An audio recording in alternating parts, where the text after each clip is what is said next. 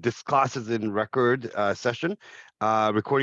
So if you guys want access to it, by all means, definitely very important to make access and attendance on it because it will help you later on. Welcome to the session. Welcome to the class. So thank you guys for joining me, and I hope you guys are having yourself a swell of a day. So we're going to be talking primarily in chapter number 2 on the organizational strategy and project selection, why we pick projects, how does the company help us, and what can we do to understand a little bit more about the right direction that a company needs. Nonetheless, of course, we are in a journey, and the journey, of course, takes us today to strategy. However, we'll talk more about the organization next week. So currently, we walked over introduction. We were good on that. That was week number 1. Then, of course, we have strategy, which we're going to be looking at. Afterwards, we're going to be talking about the organization next week, defining a project, estimation, and then, of course, the great U-turn in the midterm. Oops, sorry, wrong one.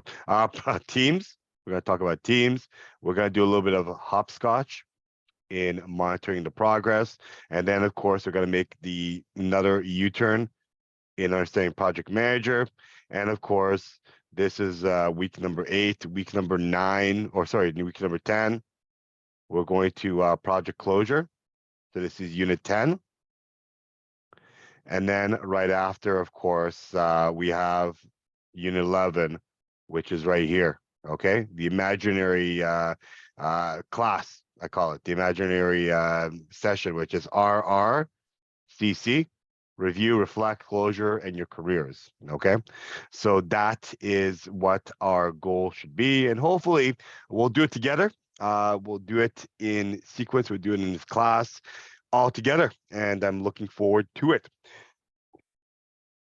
Nonetheless, of course, with our session, what we're also going to be talking about is some objectives for today.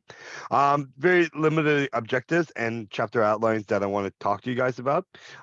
In today's class, we're going to explain why it is necessary for project managers to understand their company goals, because again, when you go out there and you become a project manager, there's a lot to do with how the company reacts, both the fact that there are some companies who live and breathe project, so they are all around the project. Sometimes your company may not be, not to say as supportive for the project, but they may have their own, circumstance. They don't usually do projects, and you're used as a sort of, middle ground, between giving a project in a blue moon. Now, whatever side of the project they're on, what kind of support does the company have? And we'll talk about that today. We'll also identify the significant role that a project contributes to when it comes to strategy. We'll understand a little bit more about the direction that a strategy should take, what kind of strategies do we need to make in the organization, and hopefully talk about a little bit more about understanding the project priority system. We'll distinguish between 3 kinds of projects, what they are and how to deal with them. Talk about the GATE model that applies to project management, look at both financial and non-financial criteria and how the value are assessed within project, understand how multi-criteria models work and how it can be selected within a project, and also apply the objective or priority system with the project selection. And lastly, understand the need to manage a project portfolio very, very, very well. So again, chapter outline. In today's conversation, we're going to talk a little bit more about why project managers need to understand strategy. How does strategy work? The fact that many companies do have strategy, and how do we use these strategies to help us understand the company objective? We'll talk about strategic management process, the whole overview around it, the need for a project priority system. We'll look over project classifications, understand a little bit more about the phase gate model system, look over selection criteria, hopefully better, and apply the selection model as need be. We'll also manage the portfolio system and hopefully create a good system overall. So that is our game plan for today. And nonetheless, of course, I'd like to welcome every one of you guys to unit number 2. Welcome, welcome, welcome.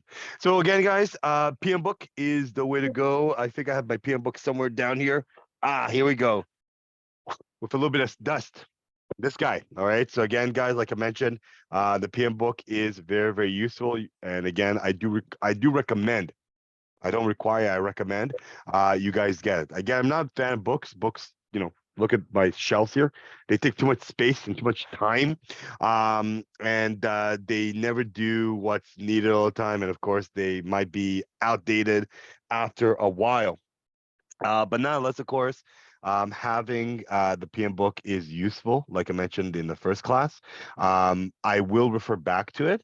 And in the early or the first part of our semester, I will give you guys some time to reflect on it.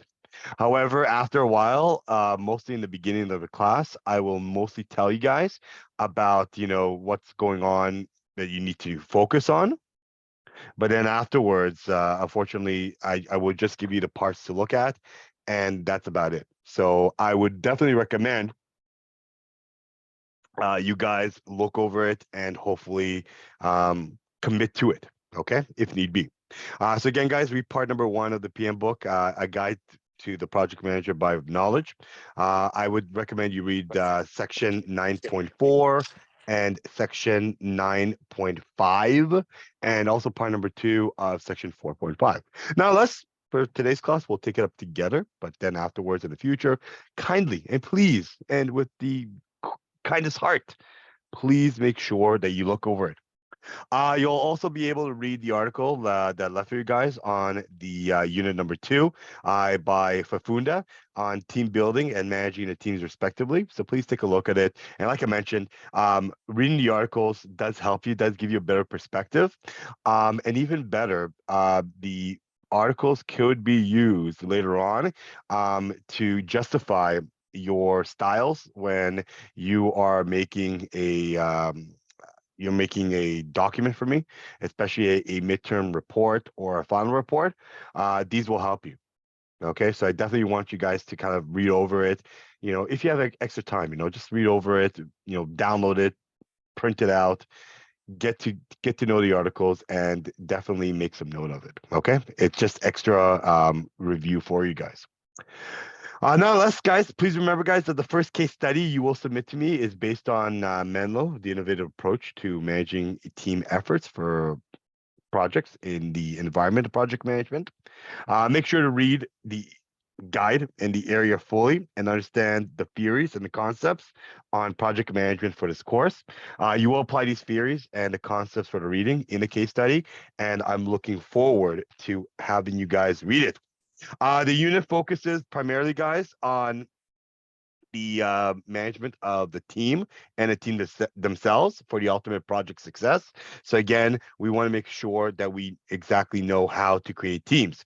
However, just because you have leadership skills and you are a project team leader, project team is managed very, very well, motivated well, and highly skilled individuals does not always, and this is in statistics, does not guarantee project success.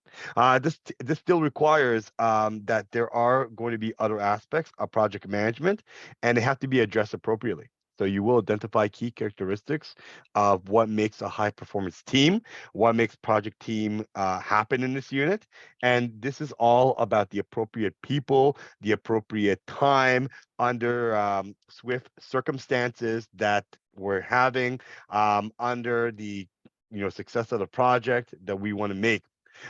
Unfortunately, sometimes high performance project team is harder to manage than maybe a mediocre team, because again, sometimes you're going to have high powered people, and everybody has high powered ambitions versus a mediocre team where you delegate the work and you micromanage them. So the unit addresses some of these issues, and we'll hopefully talk about it. I'm gonna release the first learning activity, and in this learning activity, guys, I will give you some of the questions. But what I would ask you guys to do is that I'll give you guys some examples of where you need to submit it, and then you're more than welcome to submit it at any given time before the class starts once again. Nonetheless, of course, other than what we discussed, of course, this unit also will focus on the impact of situational factors that will affect the team development. So this could be in the form of course, organizational stress, outside market forces that we cannot control, stakeholders. Let's make a note of that. Stakeholders. Stakeholders are very, very important, and of course, the difficulty to satisfy, you know, too much work, things that we cannot control, and stakeholders that can be anybody is a very, very difficult thing. The project manager must shield the project team from these issues. Definitely create a healthy environment, an environment to create a successful project, and the satisfaction of the project sponsor and or their stakeholders are very, very important. So again, you will learn how to develop your team, your strategies, how to create a high performance project team in the unit. And of course, this is done through the power of human resources and communication techniques. You must create trust amongst your team members. You must create a better understanding, a better relations, what everybody's role should be on the project. So again, I want to stress out the fact that in some projects, you have so many team members and everybody does or has the same exact skills. So, for example, if I was to make a team tomorrow and we need a lot of accountants, unfortunately we have more engineers than accountants and we have a lot of innovation in a room, but we need specific skills, and if you don't have that skills, how successful will your project be? So take into consideration that building skills in this area and functional conflicts is encouraged, and I also stressed out that if you have arguments with teams, that's good, it's healthy. Okay, let me stress that out. It's healthy to be in an argument. Okay? You want to yell at me? Go ahead. But don't make me cry. But nonetheless, having a functional conflict is good, is encouraged. Okay? It does allow ideas, it does allow thoughts to emerge. There will be opinions. Okay? There will be objections. And that's healthy. That's life. Okay? At the same time, we want to encourage functional conflicts, but we have to discourage what we call dysfunctional conflicts. Conflicts that are negative, are not healthy, that arise over time throughout a project, creating discontent with the project team, not going after the issue, going after the people, and unfortunately having team failures. Okay. And with team failures, you will invite project failures and unfortunately create an environment that is not that good. So what occurs a lot of times in the team development, it involves knowing which resources are pre-assigned, confirming their availability while negotiating for the best possible outcome and resources of the project. This process is about hiring new employees, hiring resources, looking from the outside of performance organization, understanding and outsourcing the right individuals, and creating a good balance of making sure that the resources from the outside are going to be there. So outsourcing and understanding the possibilities and problems on working with teams, especially virtual teams. Teams, of course, that are virtual, teams that are, going to be remote, teams that, we have in numerous locations. And you guys are a good example of that. We are a pure virtual team. We're a global class, literally global class. I got students here from China, from Nigeria. I got students here from Iran. I got students here from India. I got students here from Canada. I got myself. Okay. So we are a virtual team. And we have to understand how virtual team works. Okay. And this is a good experience. And I do want to stress out that this is a very welcoming class because when you bring this to the real life, this is how a class might be, where, in some cases you're going to be, on campus, sometimes you're going to be virtual, but this is reality. This is what the future is going to hold. Okay. You're going to have many satellite offices you're going to talk to. You're going to have, head office you need to respond to. And this is going to be a good role on building those skills in the future. Okay. So Good on you guys. So again, guys, please remember that with these, organizations, several key activities could be used to form a good team into a cohesive team altogether. So you work on the best interest of the project in order to enhance the project performance. Look at the common stages of the team formation and the development. Understand that we have a common goal, a common stage. So again, developing your formation, your storming, norming, performance, and adjourning. So again, project managers should look for opportunities not only to help team members, but also to decrease the overall project cost and the schedule by increasing efficiency. And I also want to mention that it's very, very vital and important to manage the risk of resources becoming unavailable. Okay, so a lot of times, guys, there is a lot of I won't say groups, but teams that when you need them, they're not available. Okay. So you need a specific specialist and another project manager is using that specialist. Okay. So even though you want to start your project in January, you may have to delay your project at whatever cost it is until you get that person in your team. Can you play around with it? Can you do something earlier that doesn't include that person and bring the team into the forefront? Okay. So again, understanding how to manage and analyze virtual project teams is going to be done in this class. A lot of times when we talk about the reality, managing virtual teams has become an economic reality for project team members.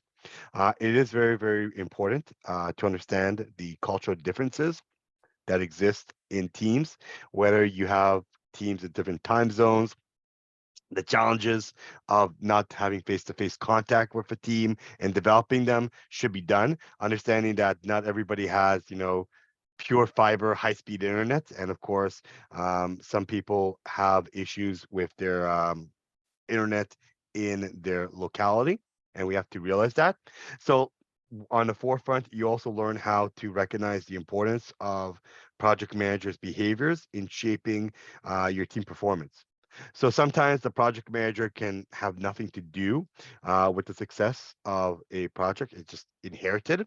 And sometimes they also may need to be replaced. Okay. So take a project team leader as kind of a coach. I like sports. Who doesn't like sports? Sometimes a coach in a team might be really, really good. Might be so good that they do the job really well. They're really liked, but unfortunately, because the team is not winning, they might not be best fit for the job and for the team, and sometimes they have to be replaced. So sometimes, unfortunately, we have to recognize that when it's time to move on to the next project, we need to make sure that we find the right people. Okay. So that's going to be part of our conversation for our learning activity today. Our learning activity for the week is how to support high performance teams. So, as a project manager, you have an important role to play in supporting high performance teams. You will select one of the stages of the five-stage model that I will tell you guys today in the team development and what is the key skill and the strength that you bring to the table, how to help guide your team to the next stage, and also understanding the skills that are needed and the importance of improving those skills. How might these areas of strengths and weaknesses change when you deal with a virtual team? So these are some of the conversations that we're going to have today. But nonetheless, I will give you guys some time to formulate your ideas and then submit it to me. Okay. So that will be done as well. Also, for the students at the GLO class, as promised, I've randomly placed you guys on teams. So what I'm going to do after our class is done, or even in the middle of class, I'm going to post the teams so you guys know exactly which teams you are in. Okay. Please take a look at it. It's a PDF file. As I mentioned last class, unfortunately, the only thing I have of your information is your email, your Yorkville email. So what I suggest is one or a few of you guys start to email one another, build a team. Let me know how it goes. And then next week, what I'm going to have you guys do is submit to me a learning team activity / project charter so that you know exactly who is on your team. Okay. But that will be done hopefully or eventually next week as well. Okay. All right. Again, why project managers need to understand strategy. Let's go into detail. Strategy is very, very important. Okay. Strategy is the mission and the guide of the organization. Okay. Companies all over the world exist. They're in operation. We talked about operation last week. Operation is the longevity of a company. Okay. Think about a store. You want to have the store forever. And the strategy of the store is we want to give fashion. We want to help the community. We want to be a part of history, something. But that's your mission, your strategy. As a project manager, you take the mission and strategy, and you have to understand strategy very well because there's two things that make a project manager successful. Number one, you need to make appropriate decisions and adjustments. Sometimes you're going to get a company that will come with you with a bucket of money and tell you, take anything you need. Okay. So when you're a company like Apple, who wants to make the next big thing, they will give you any money possible and tell you whatever it needs, just make it for me. Okay. But that's kind of like, a fairy tale in some leagues. Many companies are strapped for cash. They have a budget and they will audit your project bit by bit to make sure that money just doesn't go in and get wasted. Okay.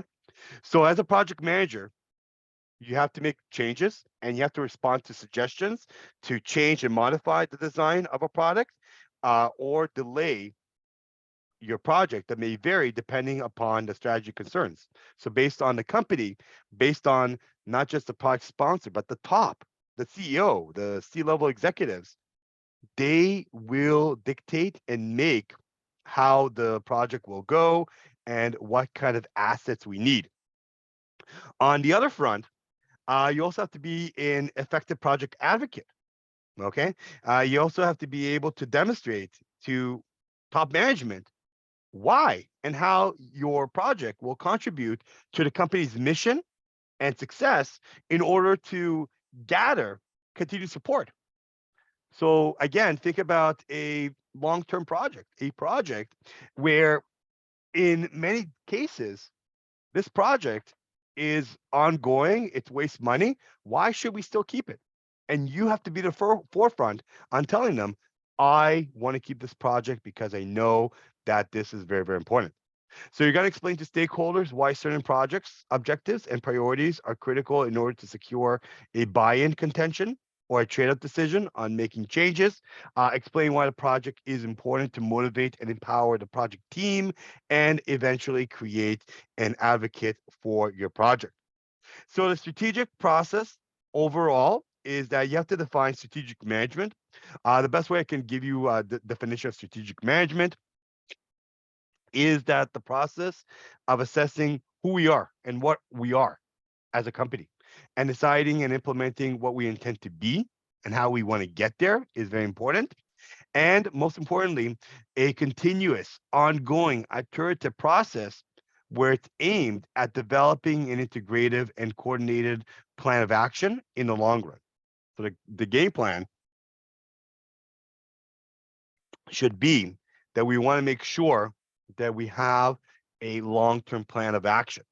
This means that we have a strong link amongst the mission, its goals, objective, strategy, and implementation. So we want to make sure that we are defining it, that we know exactly that we're in the same line as the company. And when you look at strategic management, there's two major elements, dimensions that we have to look for. A lot of times when we do a project, we have to respond to change in the outside environment. So like I mentioned to you last week, agile projects are a perfect fit. Technology changes. So if you make a program today, nobody promises you, unfortunately, and I'm not saying that in a negative way, nobody promises you that the same program, once you're done, will be useful in the future. And that's a reality. Okay. So a lot of times you have to make changes because outside environments will dictate that. And sometimes the firm's scarce resources will be used to improve its competitive position. The other part is not the outside part, but the inside response on new action programs aid to enhance the competitive position of the company. So a lot of times there will be movement of change, and what we have to understand of strategic management is that we have to adjust. Okay, so the game plan, irregardless of external and internal, we have to adjust to the management. So when we do so, we have to create and develop the right team and the right mindset. Okay.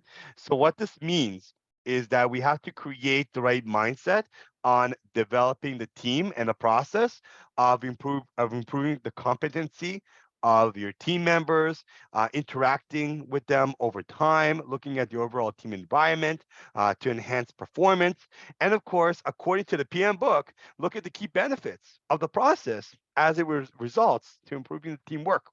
So the game plan is having good interpersonal skills, improving your skills and competencies, making sure your team members are motivated, motivating your employees, even in the worst parts, making sure that when things are down, things are blue, people are going to be supported. Also looking at process that's performed throughout the project, looking at input tools and techniques as well as outputs for the process as depicted in figure 910, 911, when you read over the PM book, and also depicting the informational flows of the diagram process as need be. So when developing a team, you can start looking at strategic processes, and there is a step-by-step guide on understanding the sequence of activities within strategic process. They are, of course, number one, reviewing as a project manager and defining the company's mission. Okay, so what is a company mission? Is identifying what we want to become as an organization. Okay, so a mission statement is identifying the scope of the organization in respect to the product and services, making sure that it's going to be happening, making sure that this project that we're doing is in line with the future of our company. Okay. You're not, for example, working in a computer company, but trying to produce the next flavor for ice cream. What does that have to do with your mission? Okay.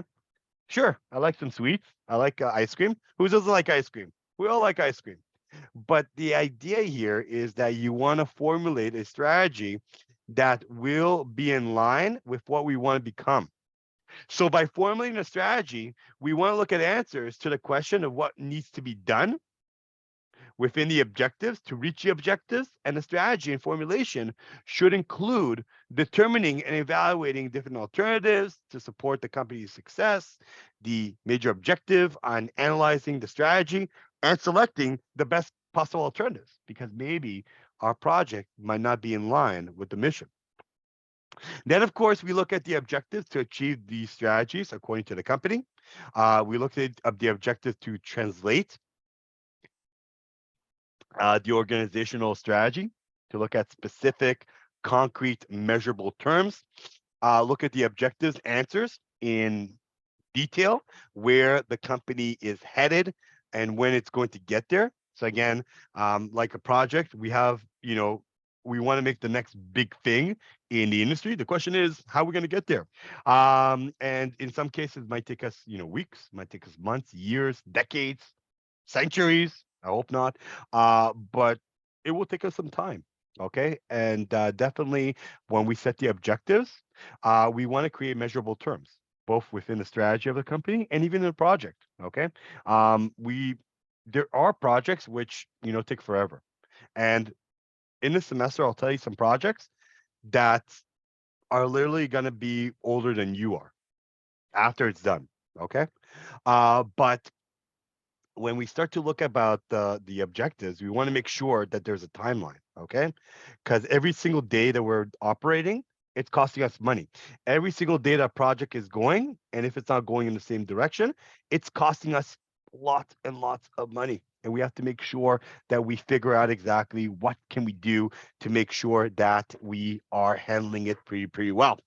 So we want to implement strategies through projects. We want to implement answers and make sure that we have the right questions, how strategies will be obtained, how they will be, matured, realized, given what resources we have.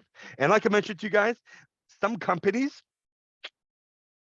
in a strategic process, they do not have the funds needed. Okay. So they want to do a project, but in some cases they only have a very small stash of cash. And unfortunately, they do not have the necessary resources to take the project to the next phase. So in a strategic management process, what I want you guys to understand a little bit more is that when you review and revise the mission of a company, you have two sets of areas you want to ask yourself in the first phase. Where are we? Okay, so currently the year is 2023. We're in a company. This company has been around for 20 years. Let's look at the internal environment that the company is in, the strengths and weaknesses. Okay, what are we doing good? What can we improve on? Outside forces, what are opportunities are there in the future, now or past? What threats have been done, and what threats can we mitigate? And then basically what we're doing here is doing something called in business a SWOT, SWOT, SWOT analysis, and making sure that we, with the help of SWOT analysis, external factors, internal factors, and our place, we can set a strategy of what we intend to be.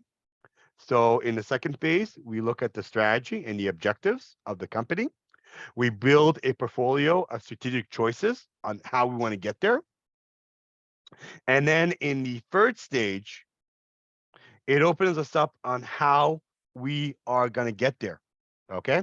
So we want to create and formulate strategic implementation. And with the help of a project, we select the right projects to get us there. Okay. And the reason why we focus on this class is that we want to create project selection. Okay. We want to create a project selection and we want to pick the right projects. As I mentioned, some companies, and as I want to reiterate to you guys, some companies, they will have projects every single day. If they don't have projects, basically, they don't make money. Okay. So there are companies out there that if we do not have a project, then you don't really have a business. But some companies have an operation, meaning that they operate. For example, let's think about a restaurant. A restaurant will operate day in, day out from 9 in the or from 12 in the morning. Sorry, from 12 in the afternoon, okay, until, 2 in the morning. Okay, they operate. But then every 5 to 6 years, we're going to do a project. What is a project? We're going to renovate the kitchen. We're going to renovate the restaurant. We're going to expand. Maybe there are things on the menu that are not very popular. Let's make new dishes. Okay. So if you work in the industry of restaurants, projects are very, very rare. But then if you work in, say, consulting, you're going to have projects every single day. And your projects will change maybe every 3 months. And even more so in construction, you bid on projects. And the goal is that if you have a project, those projects will help you elevate yourself. So you pick the right projects. And if you pick the wrong projects, it might take you time, might fail sometimes, and will not lead to the right selection. And unfortunately, you have to you have to be smart when you choose the right selection. Okay. So the idea here, guys, the objective is you want to create and have a smart mission to pick the right projects. And when I say smart, I mean it. I'm not lying. I mean smart. Really smart. There is actually a adverb that we use in our objective to understand what it means. So smart in project management is to pick specific items, be measurable, assignable, realistic, and time related. Okay.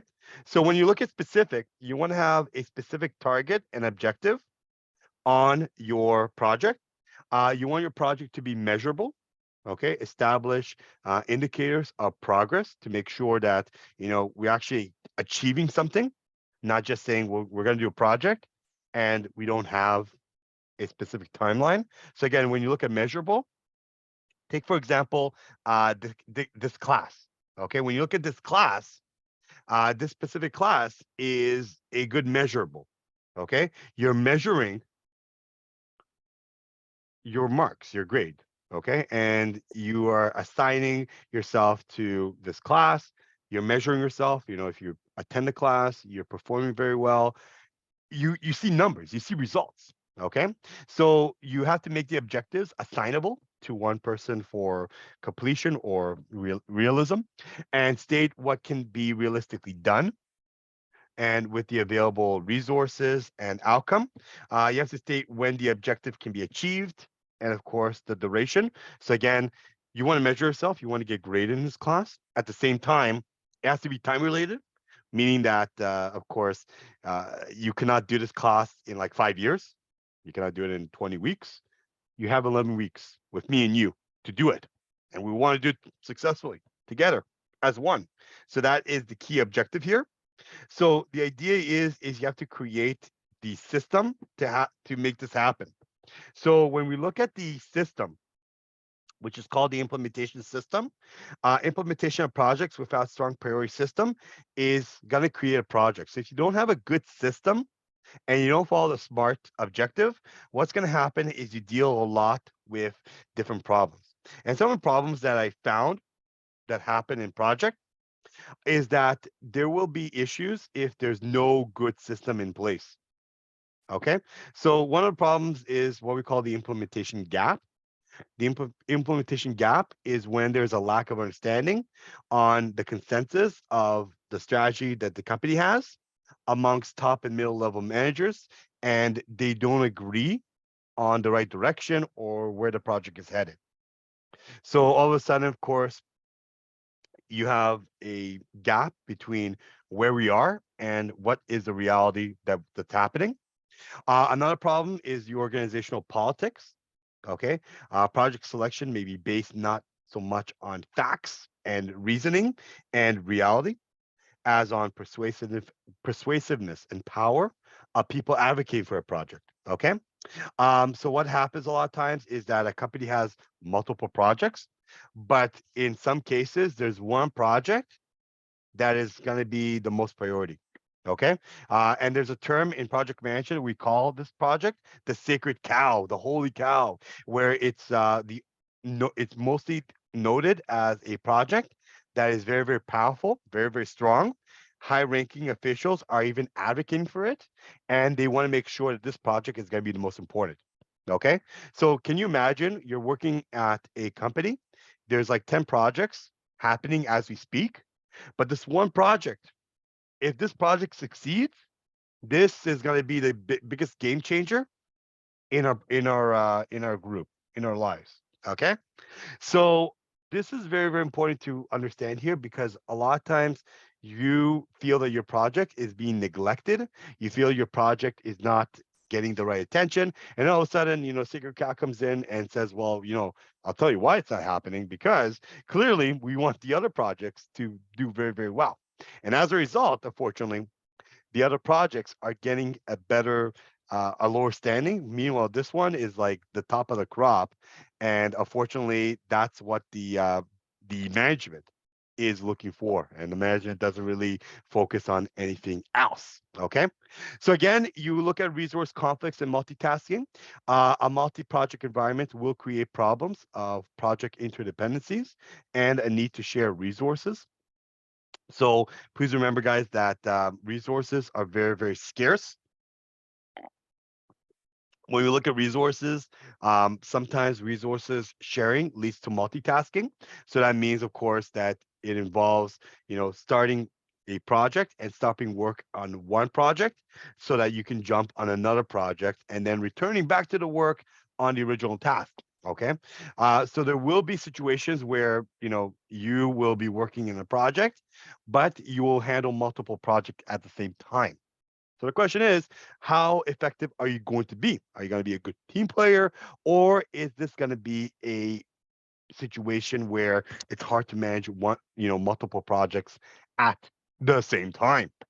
So there will be benefits of the project portfolio management system.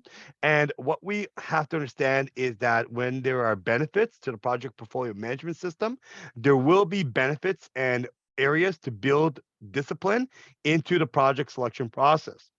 So this will link project selection to strategic metrics, prioritize project proposals across a common set of criteria rather than on politics or emotion.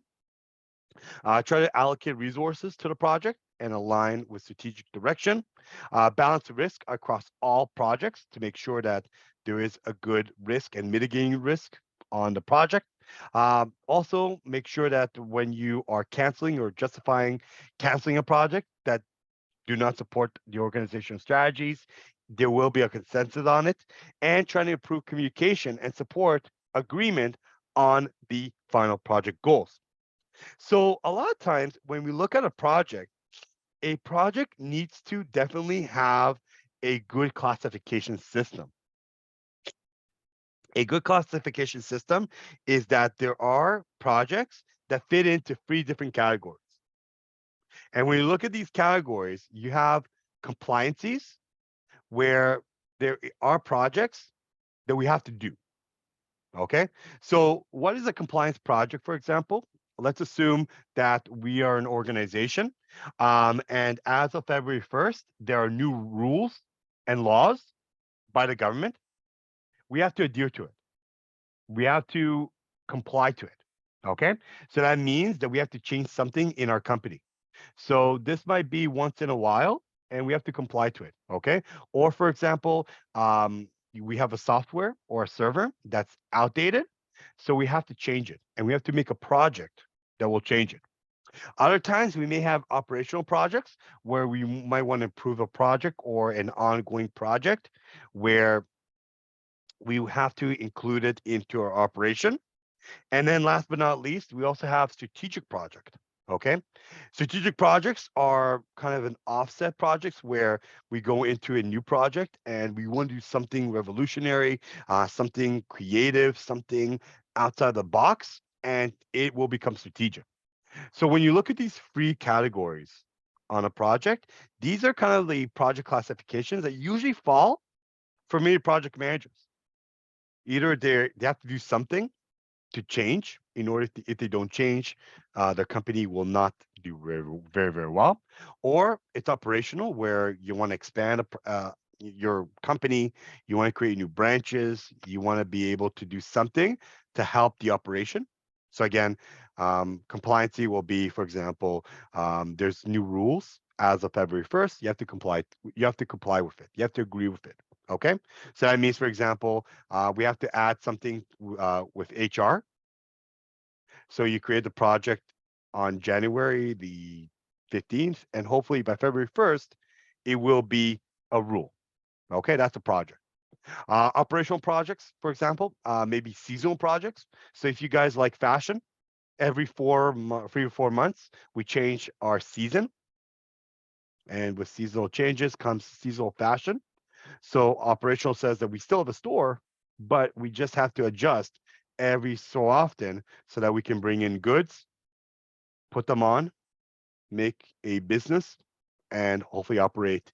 Every year we're gonna have 4 major projects, so that we can change our store. But nonetheless, our store is a store.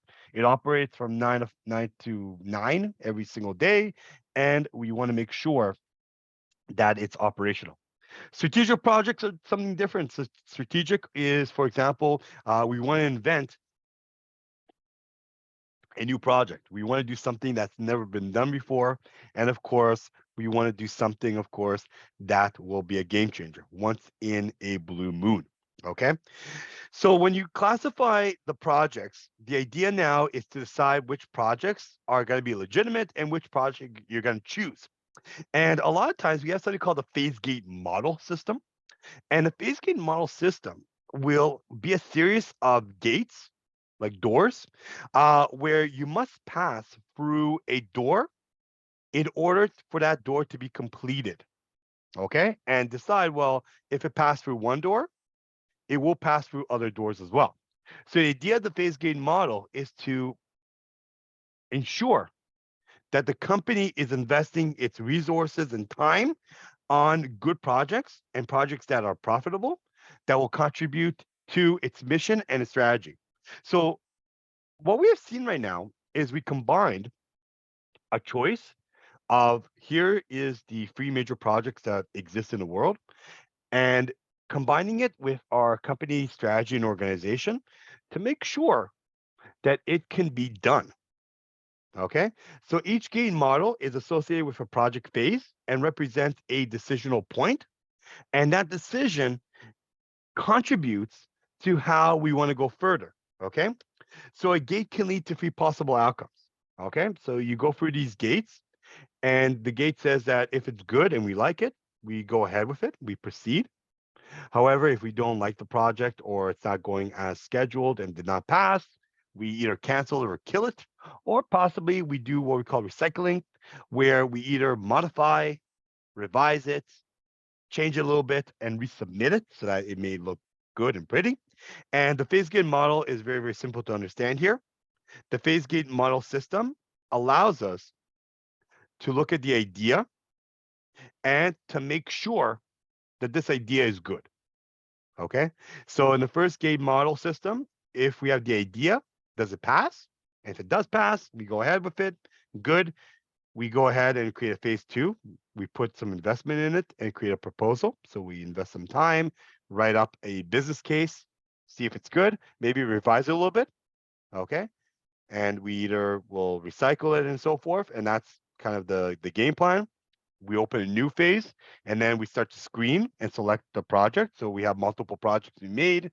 We created multiple business cases, and then we pick one of them. We take that, review it, and then open a new phase.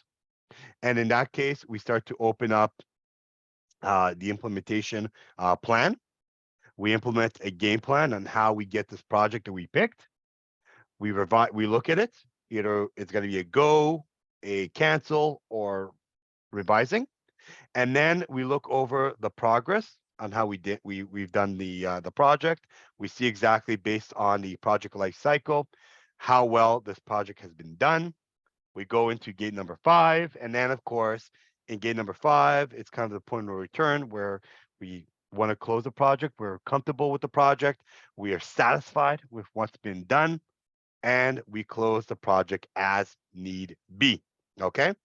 So within this particular phase gate process, with the ideas that we put in together, another big goal that we have to remember here is managing these teams properly.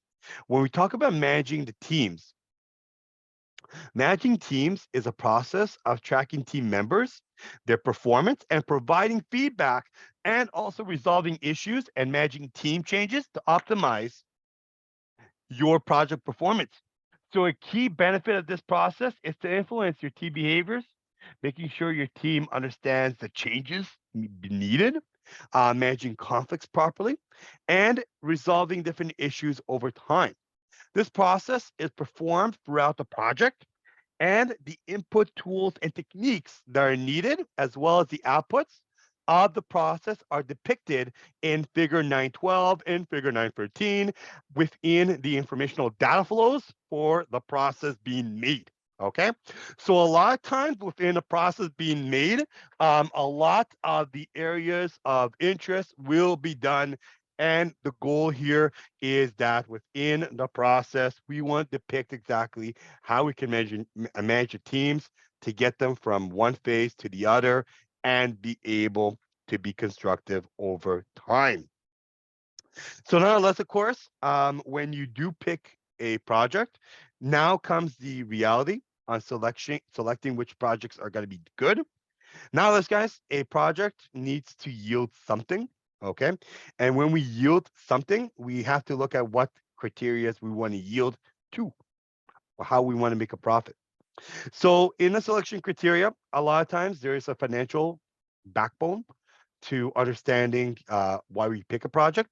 So there's a financial area. So again, for example, look at your education. You invest in your education, and the idea is you want to pay back, meaning that you want to graduate, you want to go into the workforce, you want to pay off your loans, and then of course you want to make a profit. Okay, so the game plan is what kind of field, what kind of position should I pick? Okay, do you want to be a doctor? Do you want to be an engineer? Do you want to be a project manager?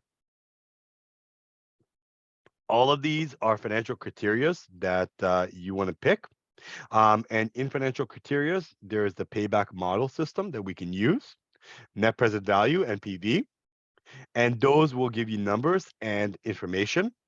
And also, there is non-financial criteria where projects of strategic importance to the company is more important, meaning that, yeah, it does cost money. We know about it, but there's also a non-financial benefit on how important it is. So, for example, marketing itself or possibly establishing a new plant, even though it's not a financial benefit, there is something strategic on it to the company that the company can use in the long term. Okay. And then, of course, you have the two multi-criteria selection models where you look at, weighted scoring models to see if this project is going to be good, a checklist model to decide if the project is going to be a go, and making the most out of it. So I want to introduce you guys to the financial side of understanding if a project is good to go. And there is a small micro kind of formula that we can use, and that is called the payback model system. Now, the payback model measures time that the project will take and how long it will take to get the recovery on the project investment. What this means is that I'm going to invest $100,000. And the question now is, how long does it take to get back my $100,000 and create a profit? So the idea is you want a shorter payback period. Okay, you want the shorter the better, meaning is like you finish your project today, tomorrow you get the money, of course. Or the simplest and most easy way to understand it is that once it's done, you want to get return on your investment. So the payback model is about shorter paybacks, and payback is about the simplest and most widely used model we can have. Okay, because again, it's very simple. You do a project, you get your returns, but it emphasizes mostly on cash flows and key factors within a business. Now, the problem with the payback model, guys, is that payback model does not focus on the value of investment, time, and money. Money grows. So the problem is that if we, 10 years ago, we came together in 2013 and we created a business model and created a project, 2013 numbers will be completely different from 2023 numbers. So if this project took us 10 years and we started off this project with $2 million, $2 million in 2013 is completely different from $2 million in 2023. Okay. So what this means here is money goes up, value goes up. Okay. If I was to give you money today and you were to invest it in the future, you will get returns, interest. Okay. So money does not just stay put at $2 million mostly. You don't put it in, under your pillow. You put it in the bank. The bank will give you some returns on it. Same thing with a project. Okay. So there are limitations in payback models. It does assume cash inflows for the investment period and nothing beyond. And it does not also consider profitability. Okay. Just considers here is the project. It will cost you $2 million. How long does it take to get back the $2 million? But it doesn't say to you that there is profitability here. Okay, it just says I need $2 million as soon as possible. If I get it in a week, awesome. So a lot of times what occurs is that when you do a project, invest, $2 million and then sell it to the customer, and the customer gives you like $4 million, it doesn't take that into consideration. Okay. So the payback model is very simple how to do it. And I'll show you after our break how you put it together. The payback model will estimate the project cost, how long it will cost us to make the project, and the annual savings. Okay, so you combine together, you divide it, and then you'll get the payback model average. And then you can decide if this particular project is good to go or not. Okay. However, we are going to take a break for now with a thumbs up from my good friend is Mana. Thank you. We're gonna take a break, and when we're back, what we will do is we will show you exactly how to assess the payback model. So, does anyone have for me any questions up until now?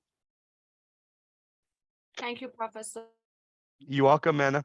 Any questions for you for me? Anything I can highlight? Yes, there's a Yeah, question. go ahead. Yeah.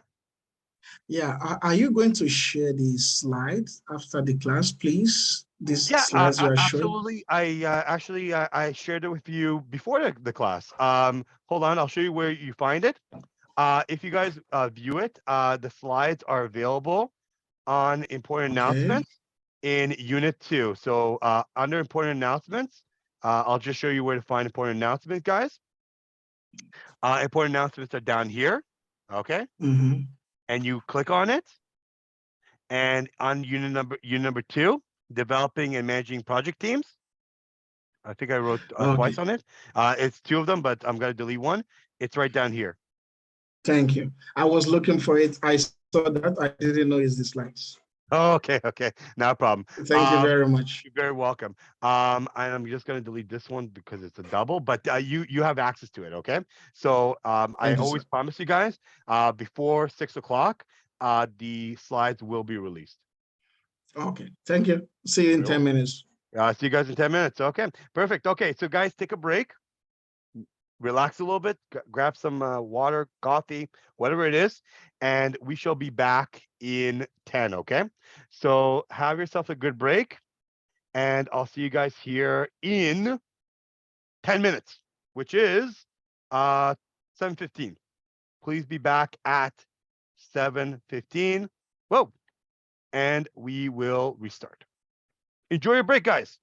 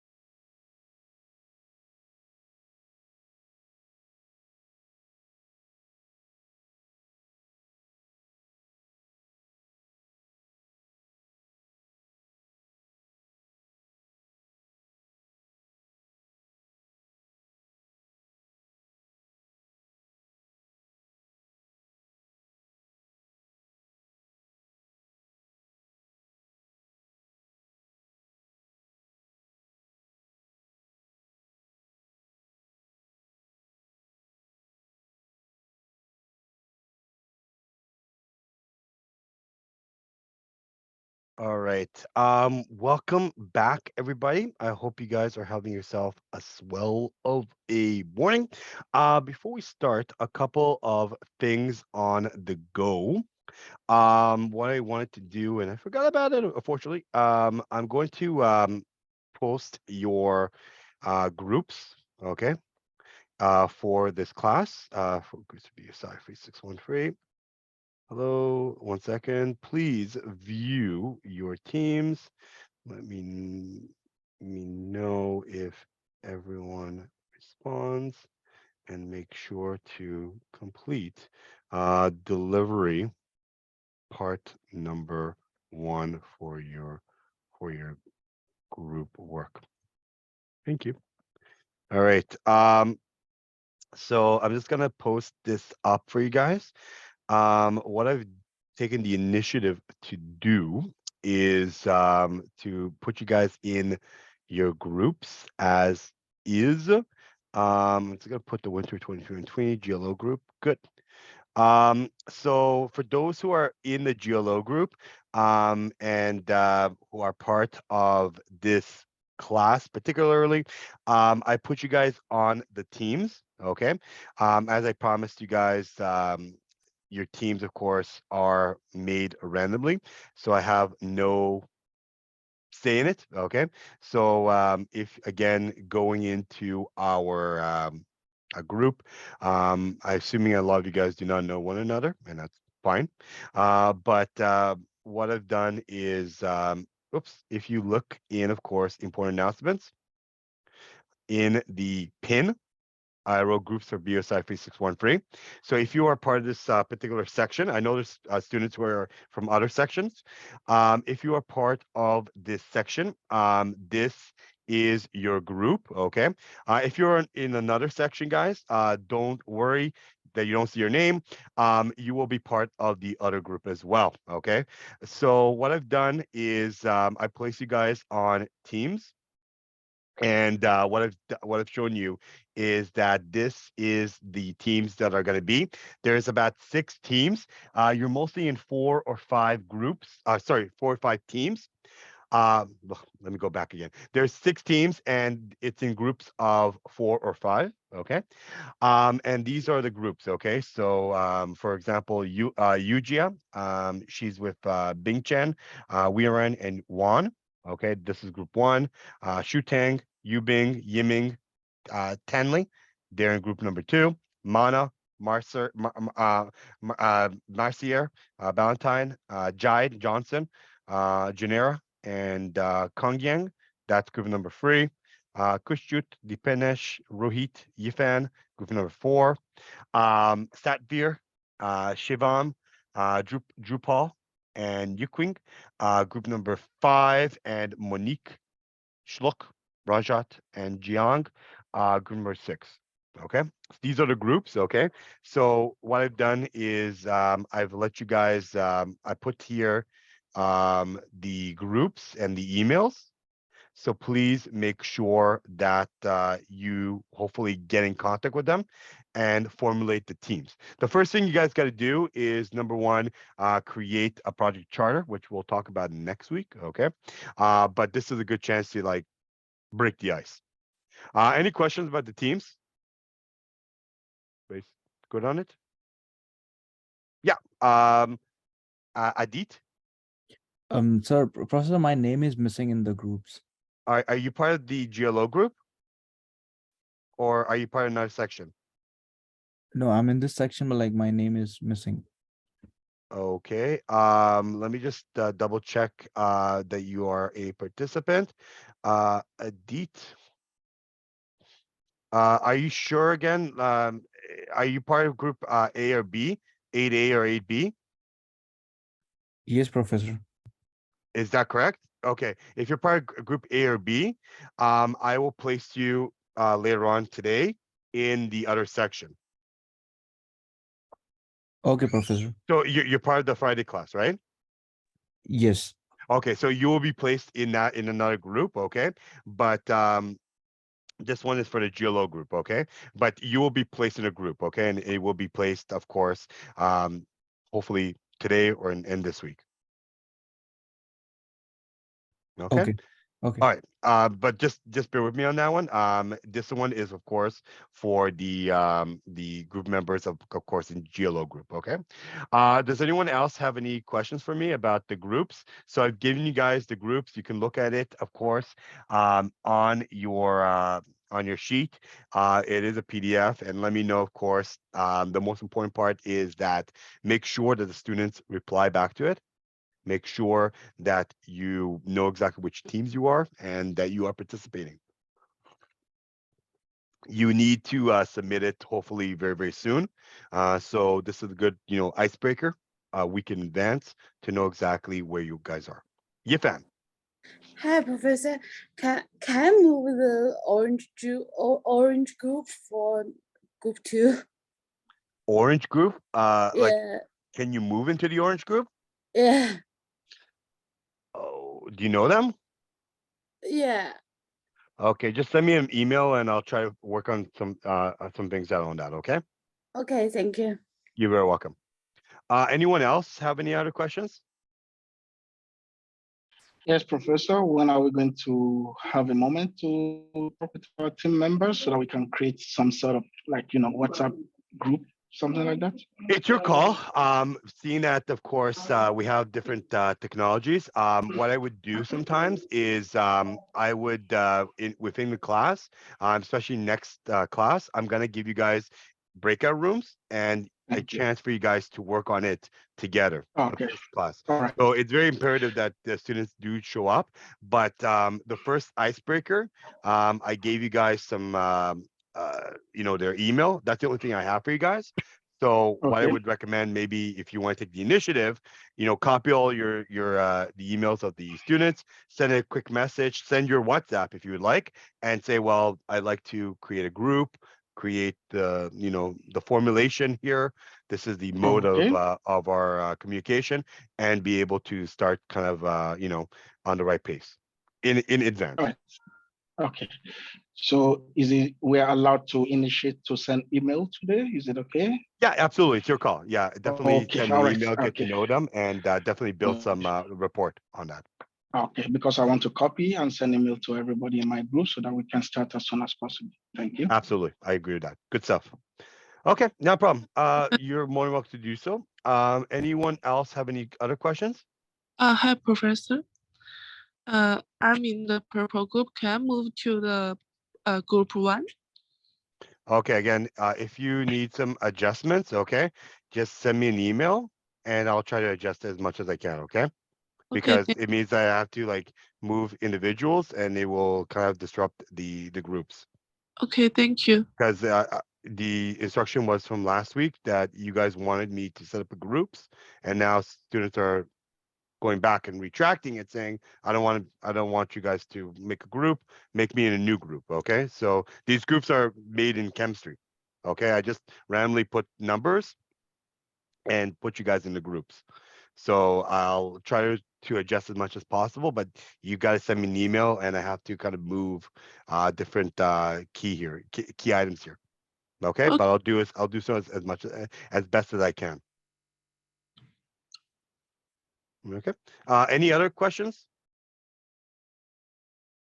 Everybody's clear and fine? Thank you, Professor. You're very welcome. Okay, so moving forward, what we're going to be talking about, we mentioned in the first half of the class that we have something called the payback model. So if you look at the payback model, I did a little bit of a example on deciding that using the payback model can give us decisions on if we want to pick a project or not.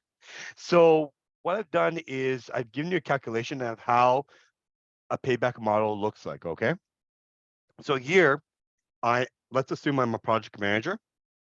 In project A, I have one type of financial criteria. In project B, I have another, okay? And in that payback model, it says to me, well, what is the rate of return I want to make? And what I've seen here is that the investment in project A costs a little bit more, $700,000 versus 400,000, and the annual savings is a little bit different. Okay, so in the payback model, what I've done is that I've divided my D8, which of course is the annual savings, over my investment. Okay, my D9. So within the criteria that I'm looking for, when I've done the payback period, what I've given here is that it will take me roughly about 3.1 years to get the return, the payback on that project A. Okay. Meanwhile, within project B, it will take me 3.6 years. What does that mean? 3 years and a month. The other one is 3.5 years. Okay. The rate of return is the same thing. With the rate of return, you just switch it. And instead of doing annual savings over, of course, the investments, what you're going to be doing, of course, is doing the opposite. And of course, the rate of return in percentages says that the return on your investment is 32% versus 27%. So now the question here is, which project should I accept? Okay. So if the goal here is that if it exceeds 15%, you take it. And both of them do. Okay. So initially, and here's where the problem of the payback model is, both of these projects are good. One project says to you that, invest $700,000, you'll get annual savings of 225. The other one tells you $400,000 and you get 110%, or 110,000.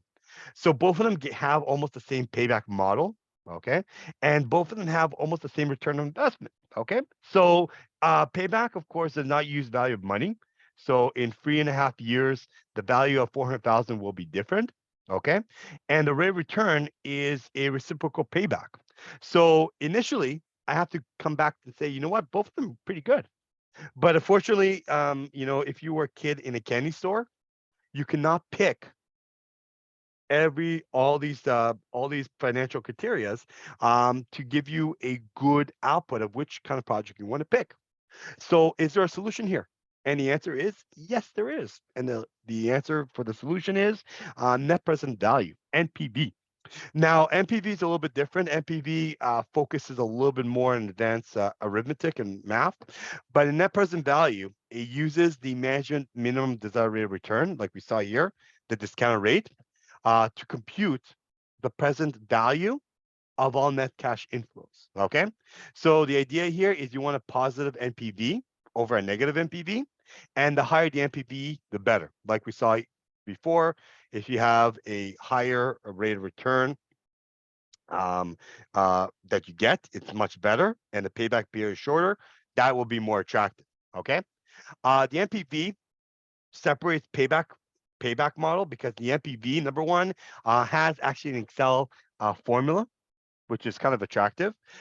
It considers the value of money, which is pretty good, and looks at cash and profitability. So what we see here is that the NPV model allows us to assess what the project is, how much it's going to cost us, and the initial investment that we need to do. Okay, so where the initial investment, let's say, is the LO, meaning that how much we need to bring in, the outflow, the number, it will be negative because you lose money up front. And then, of course, the F stands for net cash flows for the period, how long it's going to take, the required rate of return that you're looking for, and the number of years. So if you have these numbers, again, if you look on a Excel spreadsheet, what you will see is that you can enter it and decide. So let's take that project that we both agreed on, that they're both really good, and do NPV on it. Under the NPV model in project A, the required rate of return, we know about it, is 15%. And in year zero, when we did not even start the project, it already cost us $700,000. But we know exactly that every single year, we're going to save $225,000. And basically, when you do the math here, for 5 years of this project, the savings will give us $225,000, which means it's about over $1.125 million, minus our loss that we invested early on, which is $700,000, and the net inflows is $425,000, meaning that we're in the plus. But are we? Well, if you do a net present value, all right, net present value says to you that C7, of course, is, of course, the money that we're going to invest, 700,000. when you input the NPV value, and all you have to do here, and I gave you guys and I'll write it down here, the formula, and you can play around with this. Under the net present value, you calculate all your items. So B6, okay, which is of course your required return on investments, over your D9, okay, all your savings. And what you see here, right down here or up here, whatever you want, is that when you do the calculation, you get a net present value of a positive of $54,000. Okay, meaning that the investment you get over your annual savings will give you a present good value of 54,000. So it means that, you know what, this project is still good. Okay, now let's put that into perspective with the other project. The other project, we want 15%. We want to have a investment early on of 400,000, and every single year for the next 5 years, we're going to have 110,000, which equals 550,000. Okay, meaning that we're still good. All right, so in hindsight, this project's pretty good as well. All right, and in this case, we make a net flow total of 150,000 at the end when we minus 400,000 over 550,000. But 150,000, when you put it into the perspective of course, our and then put our formula, what's going to happen is that because of the required desired rate of return, this is actually going to be a loss. Okay. What does this tell me? It tells me if I was to pick this project, okay, after 5 years, if we were to start in 2023, in 2028, based on the net present value, the rate of return, and anything that we do not put in perspective in this project, because we're looking for a positive, we should accept only positive net present value returns. And the only place that gives us net present value rate of returns on the same calculation is project A. All right. So it tells you that in project B, for whatever reason, there is no rate of return. Why? Well, there's a lot of different factors. Maybe the factor is that you're getting, based on the criteria, there is a certain amount of net inflows that you want to make. And in this case, because you only made 150,000 after, it doesn't really make any sense. Okay, so in this case, after you've done your net present value, you want to decide that maybe project A is good. Okay, so my next question for you guys is, how did we end up getting a net present value of a minus? And even though the numbers look good, again, the value of money changes. And what happens a lot of times, especially in projects, is that people make a number early on. And normally, because they make a number early on, they go into the project. And because the project is a little bit early, what occurs here is that the project is gonna be a little bit behind schedule, okay? So what this means, of course, is that the project is going to be a little bit delayed. And nonetheless, with that being in mind, the project is actually not gonna be profitable. Okay, so in some cases, many people would invest early on, saying that this project costs $100 million, but there's other things that go into it, delays and so forth, that we cannot accept. And because of that, it means that the rate of return that you will give the company might be a loss. Okay, so this happens a lot of times in business. If you're in the GTA, Greater Toronto Area, the project that we have right now with the Eglinton LRT is considered a disaster. This project was probably created in the mid to late 2000s, and the figures that they had was in that time period. But later on, they saw there's a lot of delays, returns, and now we're in 2023. The project is still going. Okay, it's still happening, and it's costing quite a lot more than what we expected. Okay, so the question now is, had you done NPV early on, maybe based on the requirement, maybe you would have reconsidered the project as it is. Okay. So this gives you a good idea of what kind of projects you want to pick, what kind of projects you want to spit out. But regardless of the project, another financial criteria that we kind of want to look at and take seriously is, of course, the strategic objectives of non-financial criteria.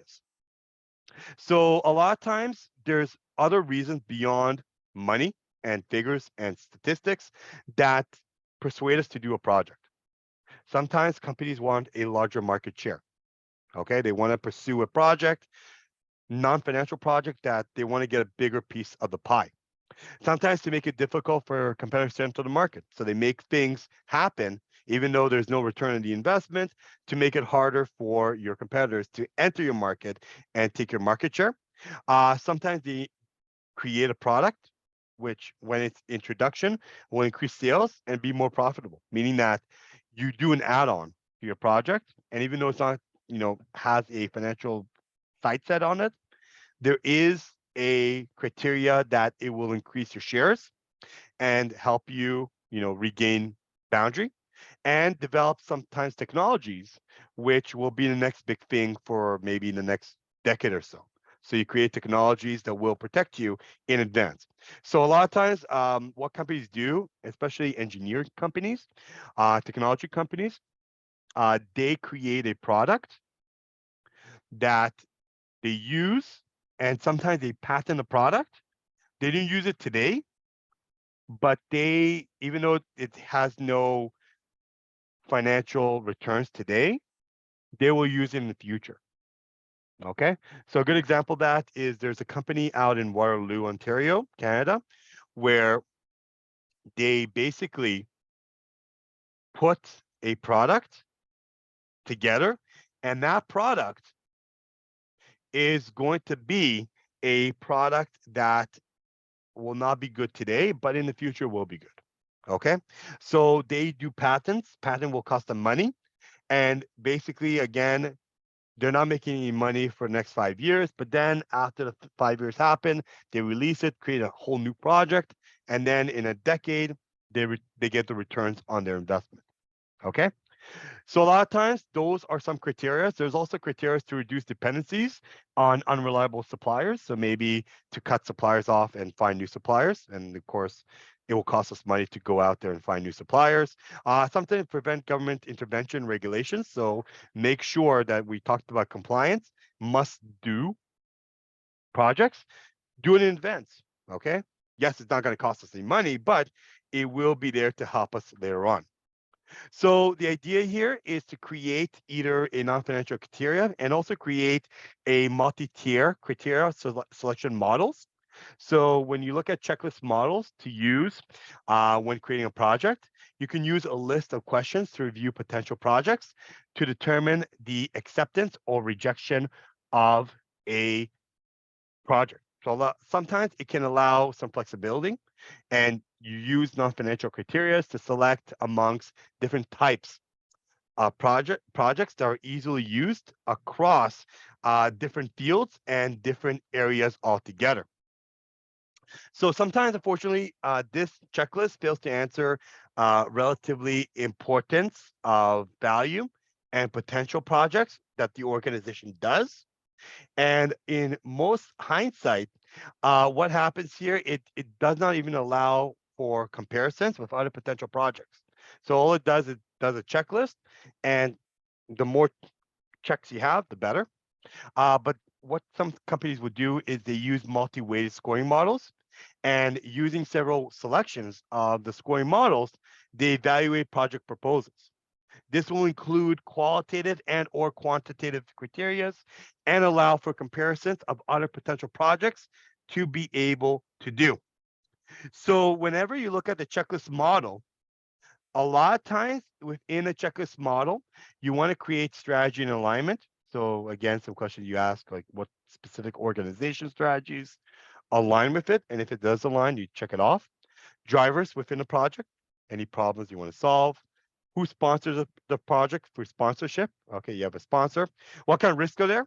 If it's the impact of not doing the project, the risk of, being neglected of the project, or if you do the project, check off how risky the project is, what kind of return on the investment you have, the benefits and the value of the project that this organization gives you. When will the project show some dividends or results at the end?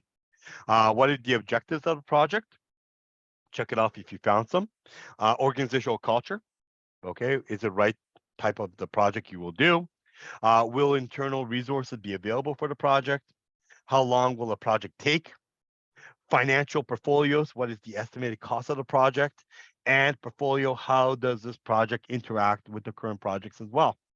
Okay, so all of these criteria will build you a good motivation to decide, well, if all of these are checked off, then it's a good project to go. Other times, you can use a multi-weighted scoring models, and if you have a high scorer, then of course this is something you will want to do. So let's assume you have, like, let's say 6 different projects that you're able to do, and you want to pick a couple of them. Assuming that you want to pick one of them, let's say the first project that stands out here is, of course, project number 5, because the score is pretty high, 102. But if I was to tell you that you're supposed to pick another project, now you want to look at the scoring models and assess which project might you want to take. Normally, if you think about it, maybe the project number 1 is attractive, even though the criteria says 83. That's our kind of benchmark. Project 1 is the highest afterwards, okay? And project number 1 is more attractive, but is project 1 the best? Well, based on the multi-weighted area, maybe not. You may want to look at, say, return on the investment, because maybe you want to get returns that are high. And in this case, you only get a 5, and project 6 gets a 7. It's a little bit lower, but nonetheless, it's pretty good. Maybe you want to examine possibly project number 3, where it's 56, a little bit higher than project 6. And in this case, something that really stands out in project number 3 is when you stay with your core competencies. That's something really great. And strategy is not that bad as well as the ROI. It competes with project number 1. So a lot of times you may want to pick project 1, but there's some things, some areas that might be more attractive to pick, say, project number 1, 3, or 6. Okay, but project number 5 you'll pick. But if I was your manager and ask you, you have to pick another project, now you have to decide on the weighted model, which project should you pick and why. So by applying a selection model, you can also classify your projects the way they are. And we mentioned about the 3 classifications in the first half of the class.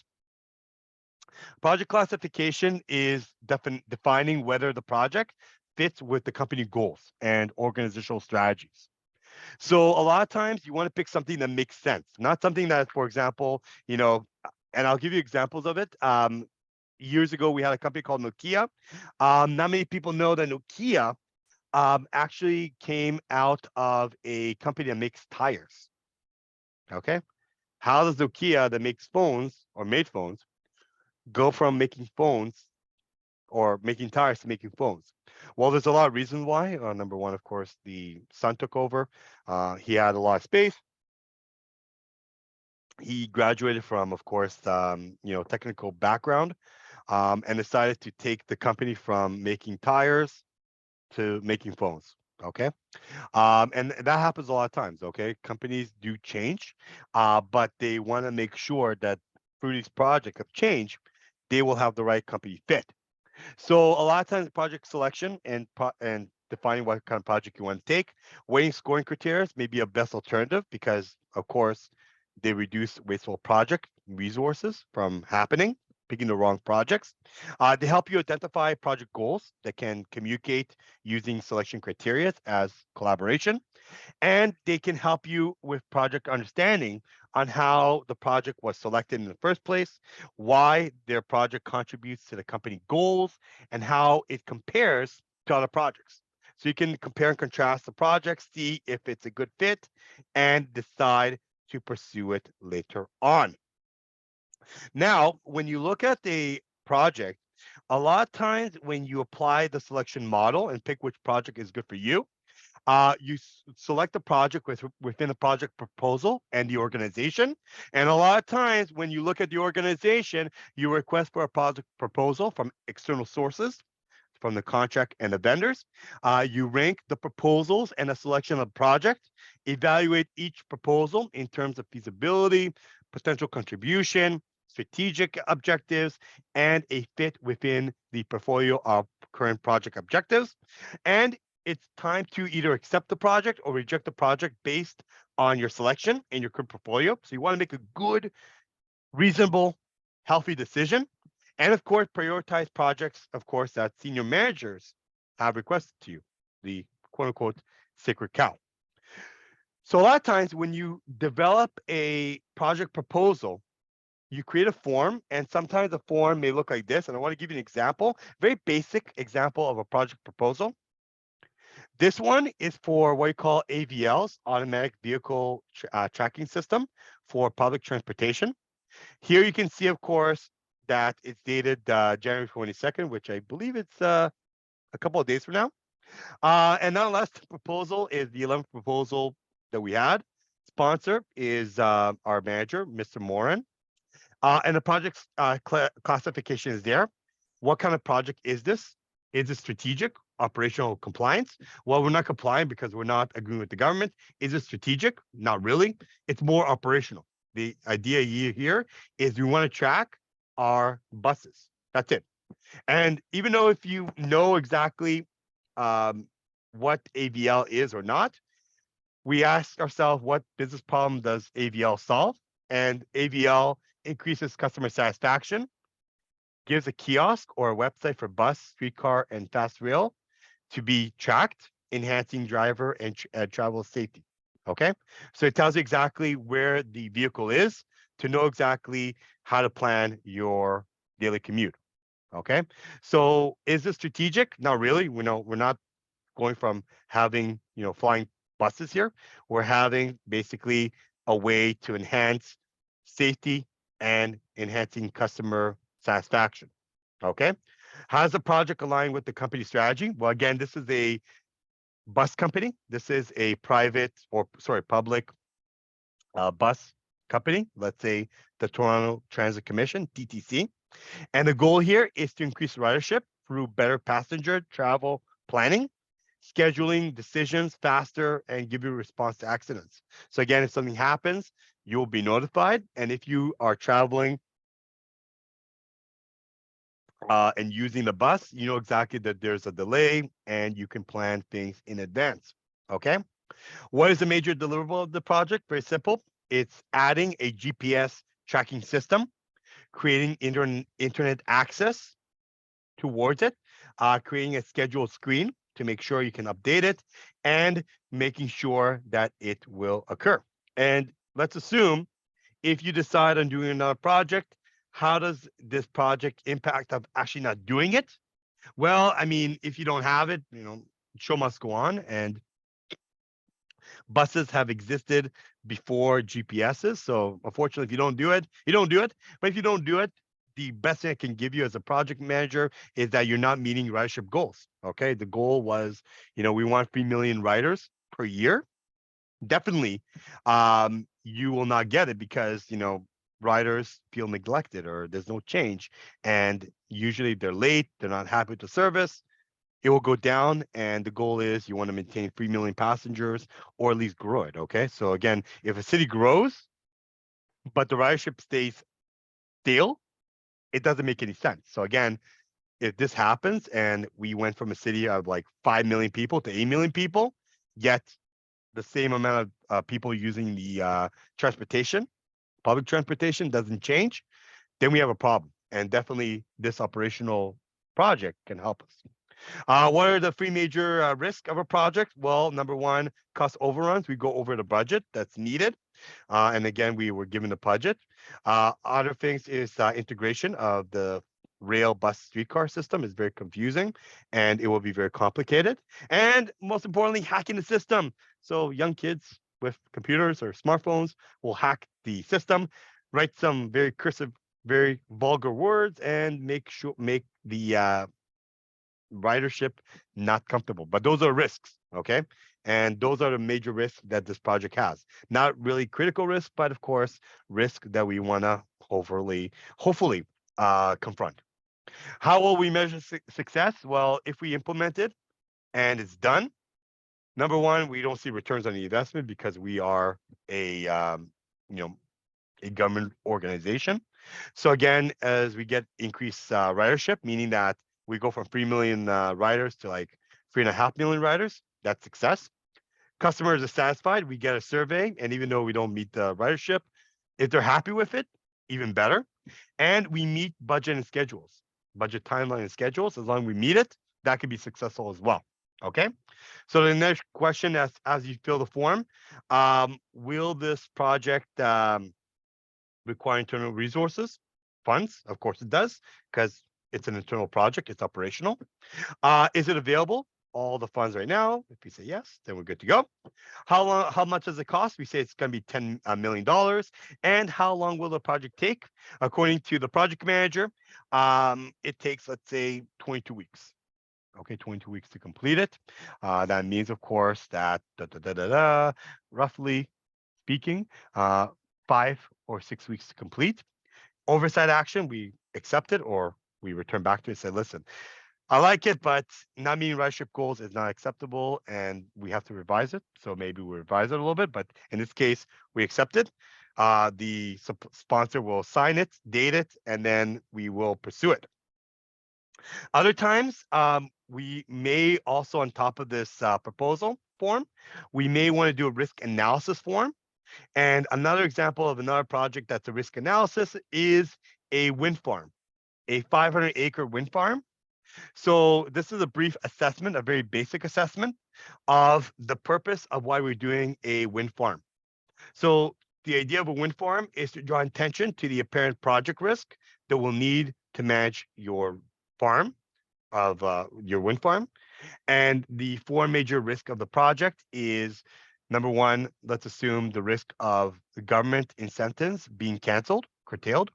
So a lot of times wind farms, because they're green energy, they get funding by the government. What happens if we do not get the government funding here? What will occur? Okay, so a lot of times it will occur that, well, we don't get funding and it will be a high impact on the project. Other things, land use injunction, meaning that you were given 500 acres, but then there's a land use injunction, meaning that you cannot use it or all 500 acres for wind farm. Energy price will decrease, meaning that the price of oil will go down, and that means it's more profitable for us to use oil rather than invest in green energy. Other things could be new import tax. Okay, so all of a sudden we buy, parts from all around the world, Germany, France, the United States, and all of a sudden there's a new tax involved. Okay, so what we've done is we created a high, low, medium risk analysis, the intensity rating, in 3 different categories. And first and foremost, government incentives being curtailed. The probability is very low, but if it does happen, the probability is very high that it will be very risky.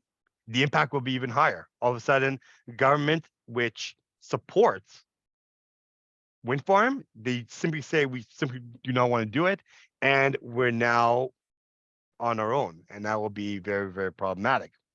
Land use injunction, it's very rare that it happens. And if it does happen, the probability will be medium. But the impact, if it does happen, will be very high. All of a sudden, we're given this amount of land, and then the government says, no, you cannot use that land. And of course, we have to find new land. And how do we find new land? It will, drive a project elsewhere. Energy price decrease. If the price of energy price decrease, the probability will be medium because it's speculation outside. Impact will also be medium because, again, maybe today, okay, there's not a lot of reason to pick that project, but then in the future, irregardless, the need for wind farms are there. What about wind farm? What about taxes? if we have new import taxes, most of the time because government supports us, they would not just take away our funding and our incentives, but if they also take our incentives and then purposely bring a new import tax, the probability of that happening is very low. So it's kind of like you get punched in the face twice by the government who once supported you. So that doesn't happen a lot of times. It's very low. But if it does happen, all of a sudden it's very high because, you know, not only are you losing money from getting government funds, but also the fact that the government is taxing you on parts. So that will be a problem as well. So what we do here is we do a check mark to look at project risk factors. So how complex is this project? In this case, not very high complexity. It's average. The only problem here is that we have risks and we have to deal with these risks on the decrease of price and energy, the land we use. People might protest us, and definitely government support as well. Resource, is it lacking? Is it good? Is it okay? In this case, we have the resource that we need. We know how to make a wind farm. And technology, is it very advanced technology, high? Is it low technology or average? In this case, it's not very advanced technology. It's been done before, but every time we do a new wind farm, it's going to be a little bit new, so it will be average. So again, you're going to review it, date it, and then send it back. So again, the idea that we want to do here is do what we call the project screening. So within the project screening, we look at a proposal, we look at the priority, that we evaluate the proposal, review the portfolio balance, and then either accept it or reject it, the return for more information. From there, we pursue it or we decide that we want to go ahead with it. So again, we look at a project manager and staff that are assigned to develop a detailed implementation plan. From there, we look at priority. The team evaluates the proposal and implementation. Either we accept it or we reject it, or we're looking for more information to pursue the next initiative.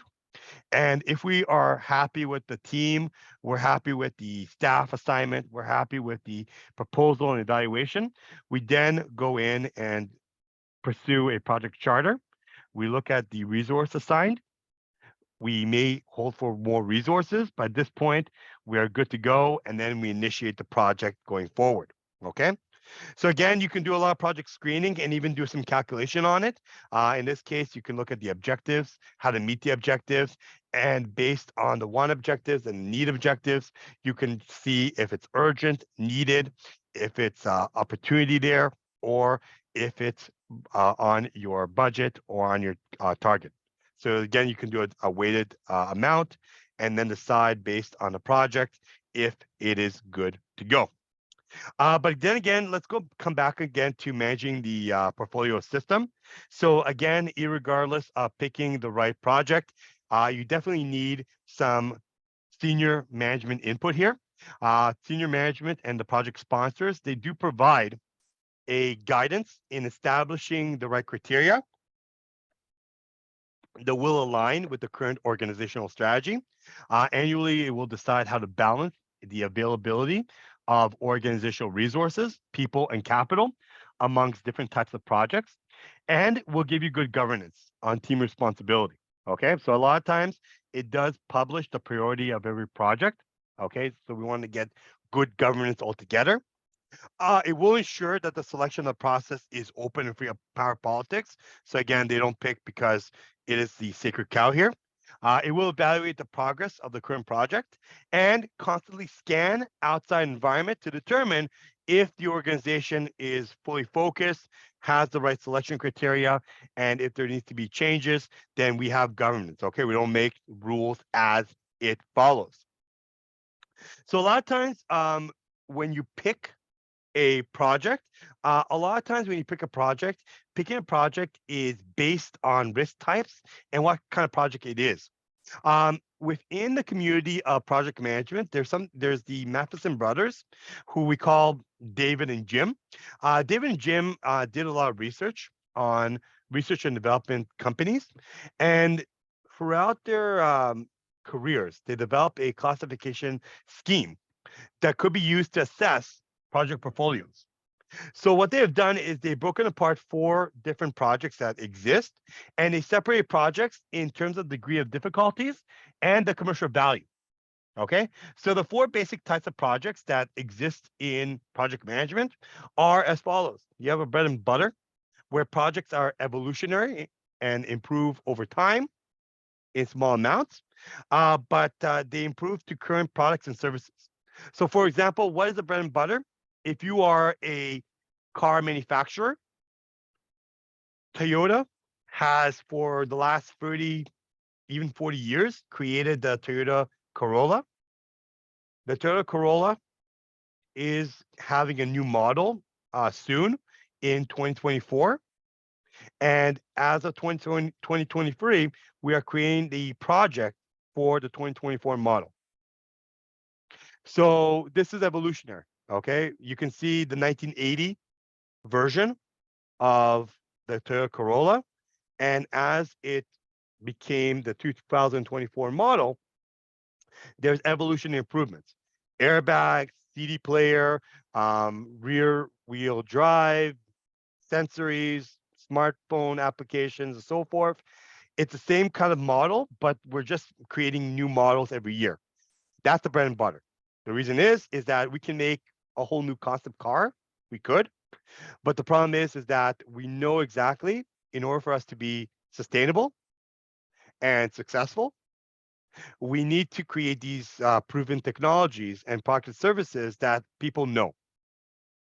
So again, bread and butter is a product, for example, that we know that every year, 1 million Canadian drivers will need a car. They buy a car, they lease a car, and if we give them the Toyota Corolla has, say, a 15% market share in cars, we know that we can secure 15% market share.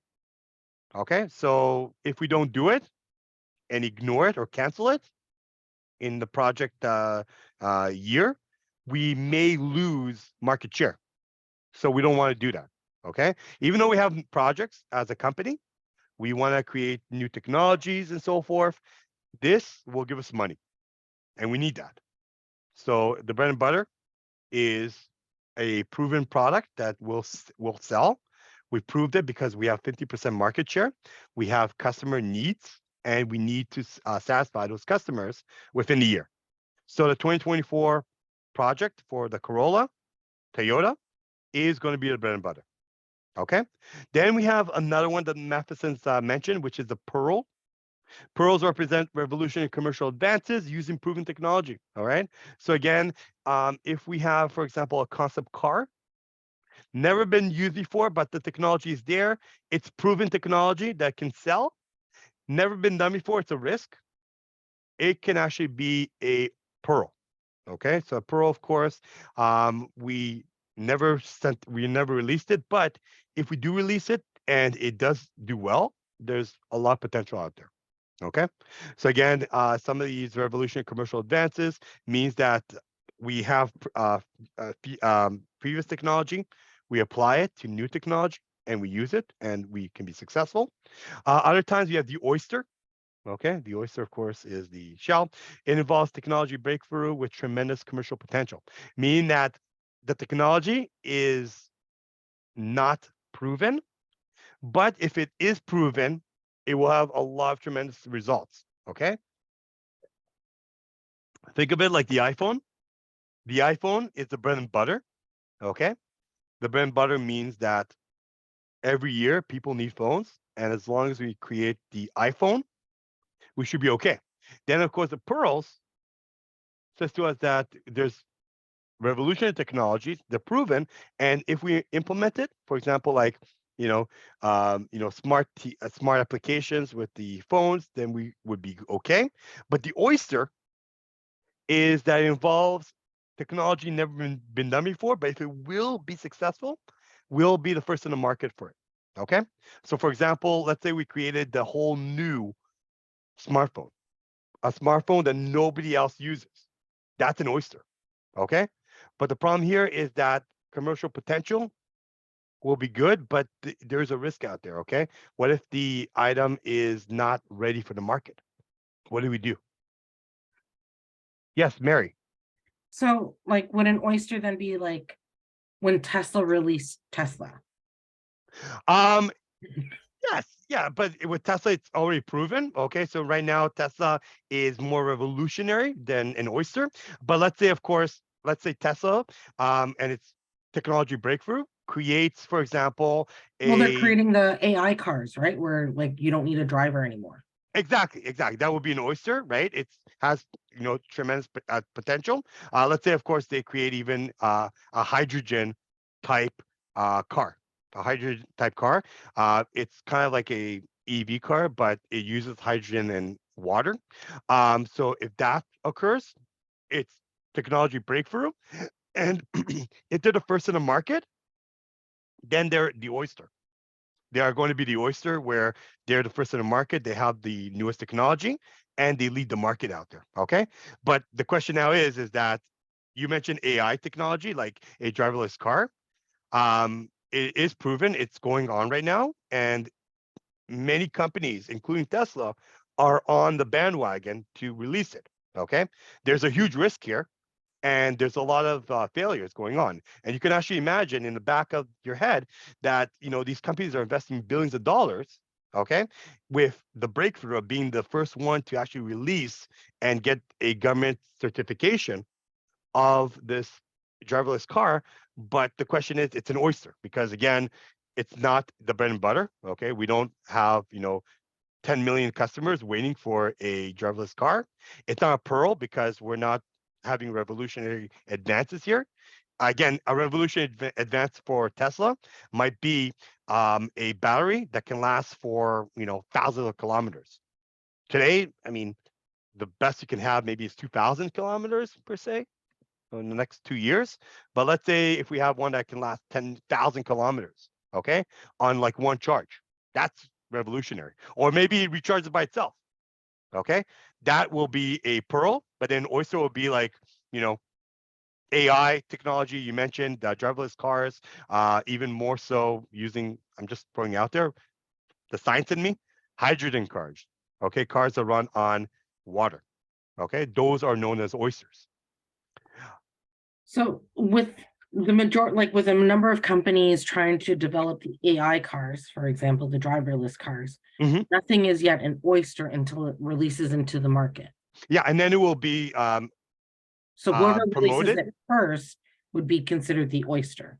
It will be considered the oyster, and then if they succeed on it and it's revolutionary, then they can be upgraded to a pearl. Okay.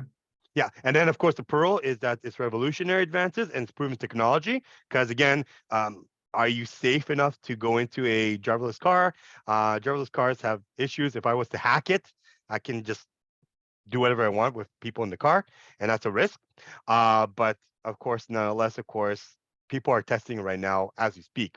There's numerous projects going on right now with the driverless cars, and the question is, who will be the first company, including, of course, Uber, Tesla, GM, you name it, that will deliver the first driverless car. And we're just, a couple of maybe years, couple of decades to go until this happens. But again, who does it? We'll see. But again, think about the cost. Having these projects happen, it's breakthrough, but it will take long years until we see some return on the investment, commercial returns. So as you can tell, Mary, there's a lot of companies out there that have a lot of projects that are on the go. And I'll give you a good one too. Are you familiar, Mary, with pharmaceuticals? A few. A few. Okay, good. Pharmaceuticals are interesting because every year they spend billions of dollars trying to create a new product for whatever reason. They say, well, many people are getting arthritis, many people are getting old, many people are getting this disease. We want to help them, okay? But they invest billions and billions of dollars with these projects. And let's assume we're doing projects for pharmaceutical company like Bayer in Canada. So we invest $4 billion a year in these projects. Every $1 billion is a project, and you're part of this project. And if your project is technological or help breakthrough where it does create some potential. So, for example, like they created a product that will be successful, the returns will be massive. But the problem is that it's very rare that it will happen. So sometimes they invest billions and billions of dollars and they only get one successful patent. And then when that happens, there's so many hurdles. All of a sudden, you have to do testing and get government approval, and then it will take a couple of years in the market. So if you have a solution for, say, skin cancer or lung cancer or heart disease, it's proven technology. We have it, but it will take time. And meanwhile, it's costing the company money. So let's say Bayer makes $10 billion in the market with their current items. $10 billion, invest $4 billion in the future. And if just one of these products are going to be successful, that means that if it will be released tomorrow, we can have a potential between 12 to maybe $14 billion a year growth. Okay. So from $10 billion, we went to 12. And then all of a sudden, we invest the next $4 billion for the next big thing. And of course, we'll try to get it to the bread and butter. What is the bread and butter for Bayer? Aspirin. Okay, aspirin. Yeah, aspirin is bread and butter. Students give me a headache. I need aspirin. Okay, but again, they have other things for arthritis, cancers, different diseases. They are there. Maybe there's a pearl out there that will tell us, what? There's a spray that's using the components, the greater components of aspirin. That's a pearl. But then if we have something, involving a breakthrough where, you have longevity of some sort, that's an oyster. And they're first in the market. It's there, but they're spending so much money to create that oyster. And sometimes, fortunately, the oyster doesn't open up and we have to cancel it. Okay. Yep, no problem. So now let's, of course, we also have, of course, as we mentioned, between Mary and myself, we also have the white elephant in the room. Okay, white elephant, of course, showed some promise at one time, but it's no longer viable for whatever reason. Okay, we created this, project, but we're standing still. It's not happening and not going anywhere. A good example of that, we talked about, driverless cars. There is a documentary called "Who Killed the Electric Car?" And the funny thing is that there was a lot of projects in the 90s to create an electrical car. Okay, but for some reason, and there was so many different hands in the jar here, it was a white elephant project where it showed promise at one time, but no longer viable. But you never know. They restarted the project in the 2000s. They created the Prius, and then from the Prius, hybrids came out, EVs, and that's where we are today. And eventually, that's where we went from an oyster to a pearl. And eventually, the goal is that by 2030 or 2040, most people will drive EV cars, and it will be our bread and butter. Okay, so that was something that the Matheson brothers have done, and definitely you can assess it on your own how projects are going to be made. Any other question, guys, before we enter into the key terms? It's good. All right. Yes, thank you. Appreciate it. Thank you, Mana. All right, so moving forward, I want to give you a couple of key terms that we talked about today. Some of the key terms that we mentioned today, and again, this particular slide is a good example of you guys, hopefully taking notes and making them so that you can understand what we mentioned. We mentioned about the implementation gap, and that's one of the biggest gaps that occur in a project between the project manager and the organization. We also talk about net present value. The fact is that in the payback model, which is another key term that we mentioned, payback model says that I invested $100,000 in a project. How long do I get it back? But it doesn't say that there is a profit out there. It just says, just give me back the 100,000 so I can pay it off. But net present value looks at the value of money. And the fact is that money changes. And in some cases, even though that there is a smaller net present value and a payback model, net present value can actually show you that there might be a minus. So it means that when you choose a project wisely and pick a project that will help you.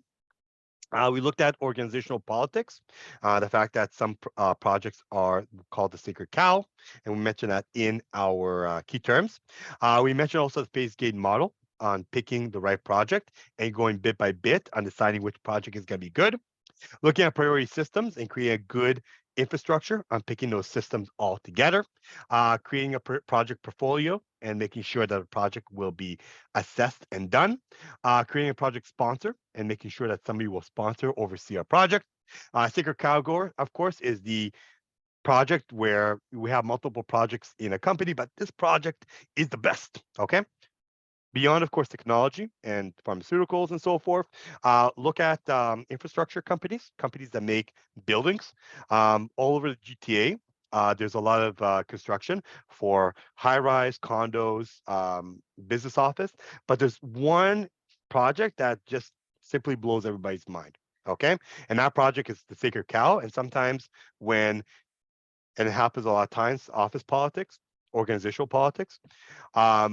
It occurs that you need some funding, you need some delays, you need something in your project. And because management cares about that trademark, that landmark, office building, they neglect the other projects and forget that, we're making profits here and only focus on that sacred cow of a project. And last but not least, we also talked a little bit about strategic management and how strategic management help us improve our focus within monitoring, controlling a project. Okay, guys? Okay, moving forward, guys, I do want to talk more about monitoring, controlling the project work. This is also in your PM book. So again, by all means, guys, please take a look at your PM book. It will help you and give you a better direction. And not only my class, but other classes as well. It will be a useful guide. And again, wink, wink, there's some places, wink, to get it online. But again, if you want the hard copy, you can get it anywhere, not just in the bookstore, but on Amazon, on, of course, any major publications. The PM book is very popular. So again, please get your hands on it, whatever it is. Okay, I don't care. But as long as you get it, please get it. It will be a useful guide for you in my class, other classes, when you go out there and achieve your designation. And when you become a project manager, it's a good guide for you over time. Okay, and it's also cool if you have an office and you need some space to make you look popular. Here you go. Okay. So now let's controlling a project work is very much needed. Project work is the art and the process of tracking, reviewing, and reporting the overall progress to meet the performance of the objectives defined in the project plan. So the key objectives here is that this process will allow stakeholders to understand the current state of the project, to recognize the actions taken, to address any performance issues, and to have visibility into the project status with cost and schedule forecast. And of course, this process is performed throughout the project. The input tools and the techniques and outputs of the performance is depicted in, of course, figure 410 and 411 that depicts the data flow of the process and the areas moving forward. Okay, so please, guys, take a look and read it over. In our learning activity for today, guys, again, we're not going to have a conversation about it in class. I'm going to give you some time to focus on it. But please, before that, don't forget Menlo Innovation. We're heading towards the due date for it. Please kindly, with the kindness of the kind, please complete it. After you complete it, you will be able to illustrate to me effective leadership, how top management can foster innovation and ideas within a company and make change happen. And again, we talked about some change with the Matheson brothers and their 4 criteria of how a project looks like, from bread and butter to, of course, the oyster.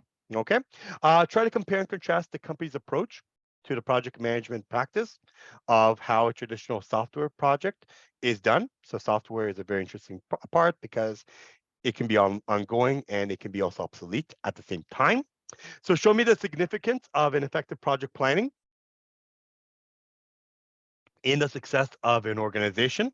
Try to argue how the implementation of an innovative working environment can benefit the company and the team members, and try to demonstrate to me how adaptation and flexible team efforts can yield optimal gains for the organization, and explain the difference between leading a team and managing a project, as well as explain the cooperative relationship in a project team building exercise.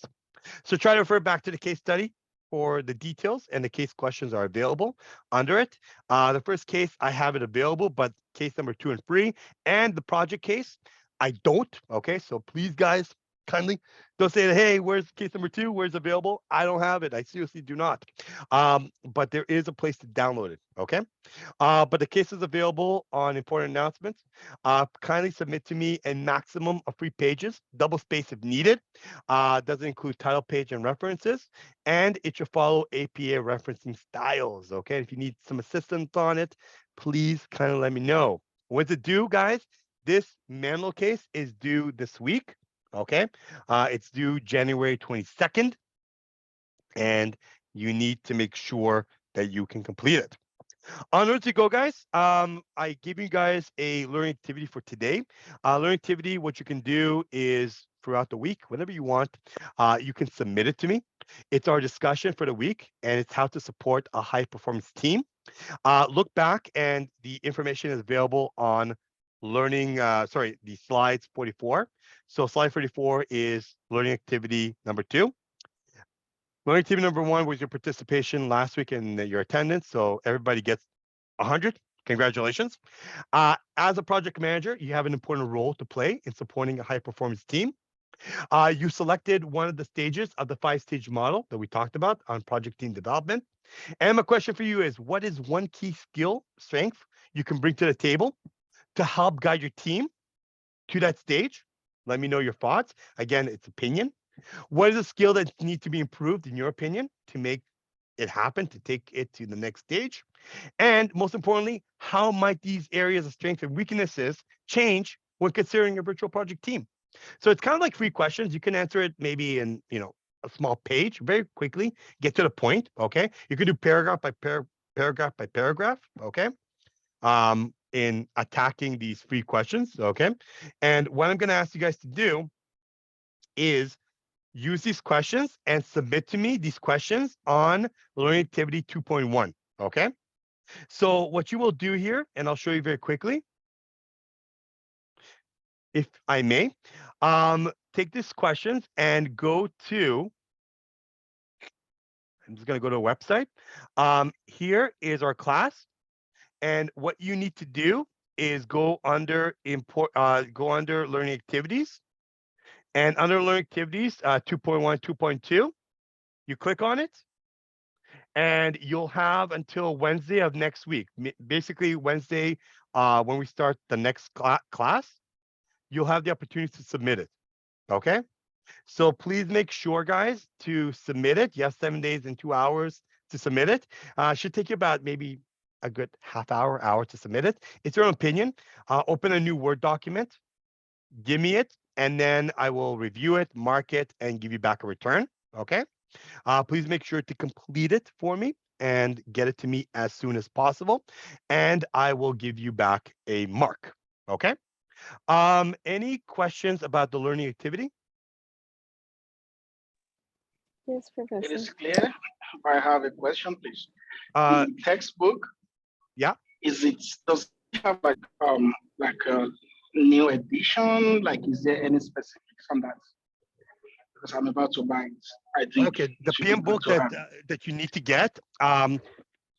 Mine is a 6th edition. It's older, but the newest version is the 7th edition. If you find a 6th edition, that's a good price. You can still get it, but if you want to get the most latest version, get the 7th, Yes. 7th edition. Thank you very much. Appreciate it. You are very welcome. Did anybody else have a question? I think I heard somebody else. Anyone? Yes, Yeah, Professor. Leah. Yeah, hi, Leah. Yes. Hi. So there's no submission for learning activity 1, right? No. Learning Activity 1 was, get to know each other, participation. If you were attending, you'll get marked, and you start 100% in my class. Okay, thank you. Yeah. So 100%, you start, you get a fresh go, and then the next, the learning activity number 2 is submission. So you look at the learning activity, okay, you put it together, and you answer it as need be. And any word count for learning activity too? Not really. I mean, as long as I can see that you answered it correctly, it's good. There's no real word count here. You can do point form. You can do, just type it freehand, whatever you want. Please just make sure to give me some quality here there, because if I see yes, no, maybe, might be a problem. But if you can give me some, add-on, that's okay. But just keep it simple. Keep it simple. Keep it easy. It shouldn't be, something that takes, 40 hours. Should be maybe no more than half hour, and you're good to go. Okay, thank And you. it's your own opinion, okay? So there's no right, wrong answer here. It's how do you want to improve? How do you want to adjust it? It builds some skill on understanding leadership. Okay, sure. Thank You're you. welcome. Did somebody have their hand up? Jide? Johnson? You had something? Yes, I was going to ask, did you say we can get it on Amazon? Yes, you can get it on Amazon. You can also get it online from other different sources. But yeah, Amazon has every PM book is very popular. It has different areas to get it. So if you can get from Amazon, awesome. It will be available. And it's think around like $80. Thank you very much. You're welcome. Mana, you had a question? Yeah, Professor, sorry for interrupting. I Go for just it. want to ask you, because I have very, very bad access to Moodle because of restriction and all. Here, if it's possible, just would you please send me the link of book because I want to know the edition and all in chat here in Zoom, please, for me to, I can copy it and search it, because I have no good access to Moodle. Yeah, most of the time I can't open the Moodle. Okay. But you have are you looking for the PM book, or you're looking for Yeah, Professor PM book, please. Okay.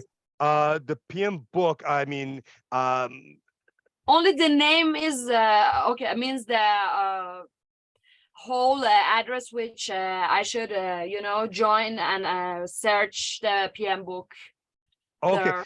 Yeah, that's it. Okay, sure. I mean, again, you can get from Amazon. I mean, it's an online store. I'm not sure how. I mean, most of these companies are in the United States, and I'm not sure how you want to access it. But I mentioned before in the last class that there is a university that doesn't have copyright laws. You can get the electronic version of it. I believe Yes, that. Professor.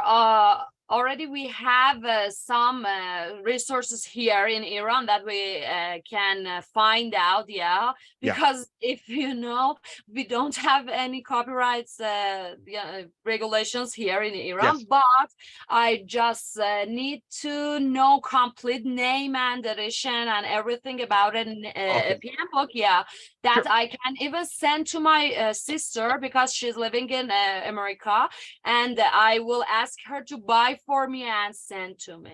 Okay, no problem. Well, for you, you mentioned it. I'm assuming your sister might have access to Amazon. Okay. And the book, I'll show you that. I'm just gonna look for the book for you. Thank you. It's called the PM book. PM book. And I guess usually perfect. It's $42. Not bad. So this is the book that I want you guys to get. And you can get it through Spiral Bound. You can get it paperback. Again, it's your call how you want to get it. But I'm gonna post this on the chat, and it's gonna be there for you guys. So here is the link. This is the American version. But Thank you, if you Professor. if you want to get the Canadian one, just put .ca and just write PM book, and you'll Yeah, get it as Professor, well. thank you so much. Thank you You're very so much welcome. for you. No worries. Yujia, you had a question? Yes, sir. So there is a change of the course. I didn't participate in the first class, Okay. but I do answer the questions for LA1. So I read the PowerPoint for the class one, I Okay. think. That's okay. But going forward, just focus on a learning activity. I will post the learning activity on the lecture. So just go and read the lecture and then see exactly where I posted the questions and then answer them. And I'll give you a week to answer them going forward. Yeah, I do answer the questions. Is watching the TED Talk videos Yep, and the perfect. Yeah. That won't be a problem. But yeah, going forward, just answer it and then submit it to me on learning activity. Jai, do you have a question? Sorry about this again. This one is 7th edition, right? Yeah, the 7th edition is the most updated one. They Oh, updated not every. 10th. Sorry? Oh, you said 7th, right? Yeah, correct. Okay. I was looking for Jai, 10. I gave the students I gave the link. students the Amazon link, the one that Yes. that they sell it for. Thank you very much. You're very welcome. Good luck. I saw another hand up. Monique, did you have a question? Monique? Monica? Monique? Nope. Nope. Okay. Any other questions I can assist you guys with? Going once? Going twice? Can I talk to you? I'm here, Professor. Sure, man. I'll talk to you. So, Monique, Professor, you had could we leave actually? sure. I just want to reiterate one thing. Monique, did you have a question? Yes, Professor. I was asking about the learning activity because my network was, was not well when we were Okay. talking about it. Yeah, no problem. So the learning activity, guys, the one that I mentioned, if you, Monique, if you go under slide, learning activity, number 44 slide, this is the discussion. So there's kind of like 3 questions about skills and strengths that you bring to the table.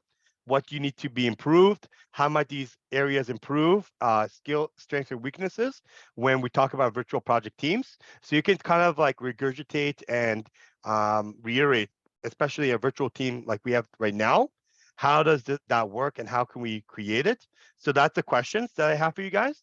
And what I want you guys to do is take these questions, the 3 questions, and then submit to me under the learning activity 2.1.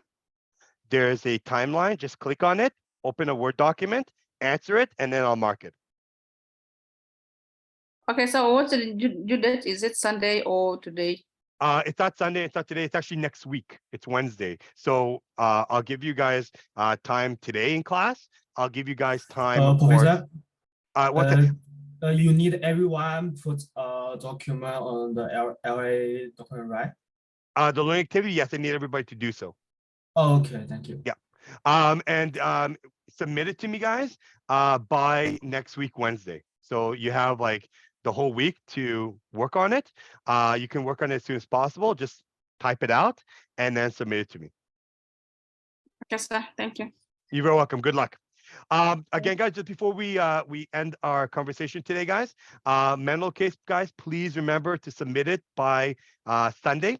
After you submit the case study, you'll be able to illustrate to me how effective leadership is done in Menlo, significance of effective project planning, and how to implement innovation in a team. So again, the focus is how effective leadership is done. Read the case study, provide a summary of the examples, how leadership is done from top management and foster innovation, and give me examples, instances on how adaptation and team efforts will yield some gains, and the significance of the effective project planning to make a successful project team happen. So again, guys, how I mark you guys is very simple. 6 different key areas that will make 60% of your mark. Identifying the problem, summarizing the facts, demonstrating to me analysis, identifying viable alternatives, recommending a viable solution for me, and a clear action plan. Okay, so basically, this is the pillar of your case study, from case study number 1 to number 3.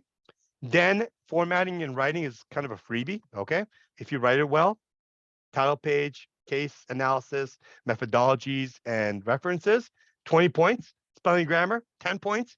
APA format, another 10 points. So that's 20%, that's 40%. And of course, I would recommend that you focus on application and case analysis, but definitely shouldn't be a problem. Guys, keep it very simple, very easy, okay? And make sure to only, use 3 pages. Don't go, out of your range here. It's very simple a session to do. But again, the evaluation for unit case number 1 will be marked entirely out of 100. Follow the rubrics, and the students hopefully will adhere to the weight in the assignment. Grades and feedback will be available hopefully 1 week after submission. Okay. Again, guys, due date is Sunday. Not 2022, 2023, guys. I'm a little. The whole January, I'll probably write 2022, but please remember it's 2023. But please go ahead and work on it. So again, guys, there's 2 things you need to complete this week. Complete for me, of course, the learning activity very, very quickly. Thank you for the laughy face, Mari. And of course, please complete for me the case study, okay? Keep it simple, keep it easy, and I want to see some good results. All right, guys, so that does it for today. I hope you guys enjoyed our second class together. I wish you guys all the best. I will stick around. Thank you, Monique. I will stick around for any questions you may have. I believe one person wants to talk to me. I will open up some breakout rooms. If you guys are good to go, sayonara. If not, I will see you. If you're not, stick around and I'll try to help you guys. But nonetheless, guys, try to make some time in class to work on your learning activity. Get out of the way. I would say, honestly, by 9 o'clock, you'll probably be done. So you'll probably be enjoying your whole week. Make the most of it. And I'll see you guys here next week. Okay. Take care, guys. And hopefully I'll see you guys very, very soon. Okay. So Jialing, I'll talk to you very, very shortly. Other than that, take care, guys. And I'm going to open up some breakout rooms for the students that I can talk to. Okay. Take it easy, and I'll talk to you very, very shortly. Thank you.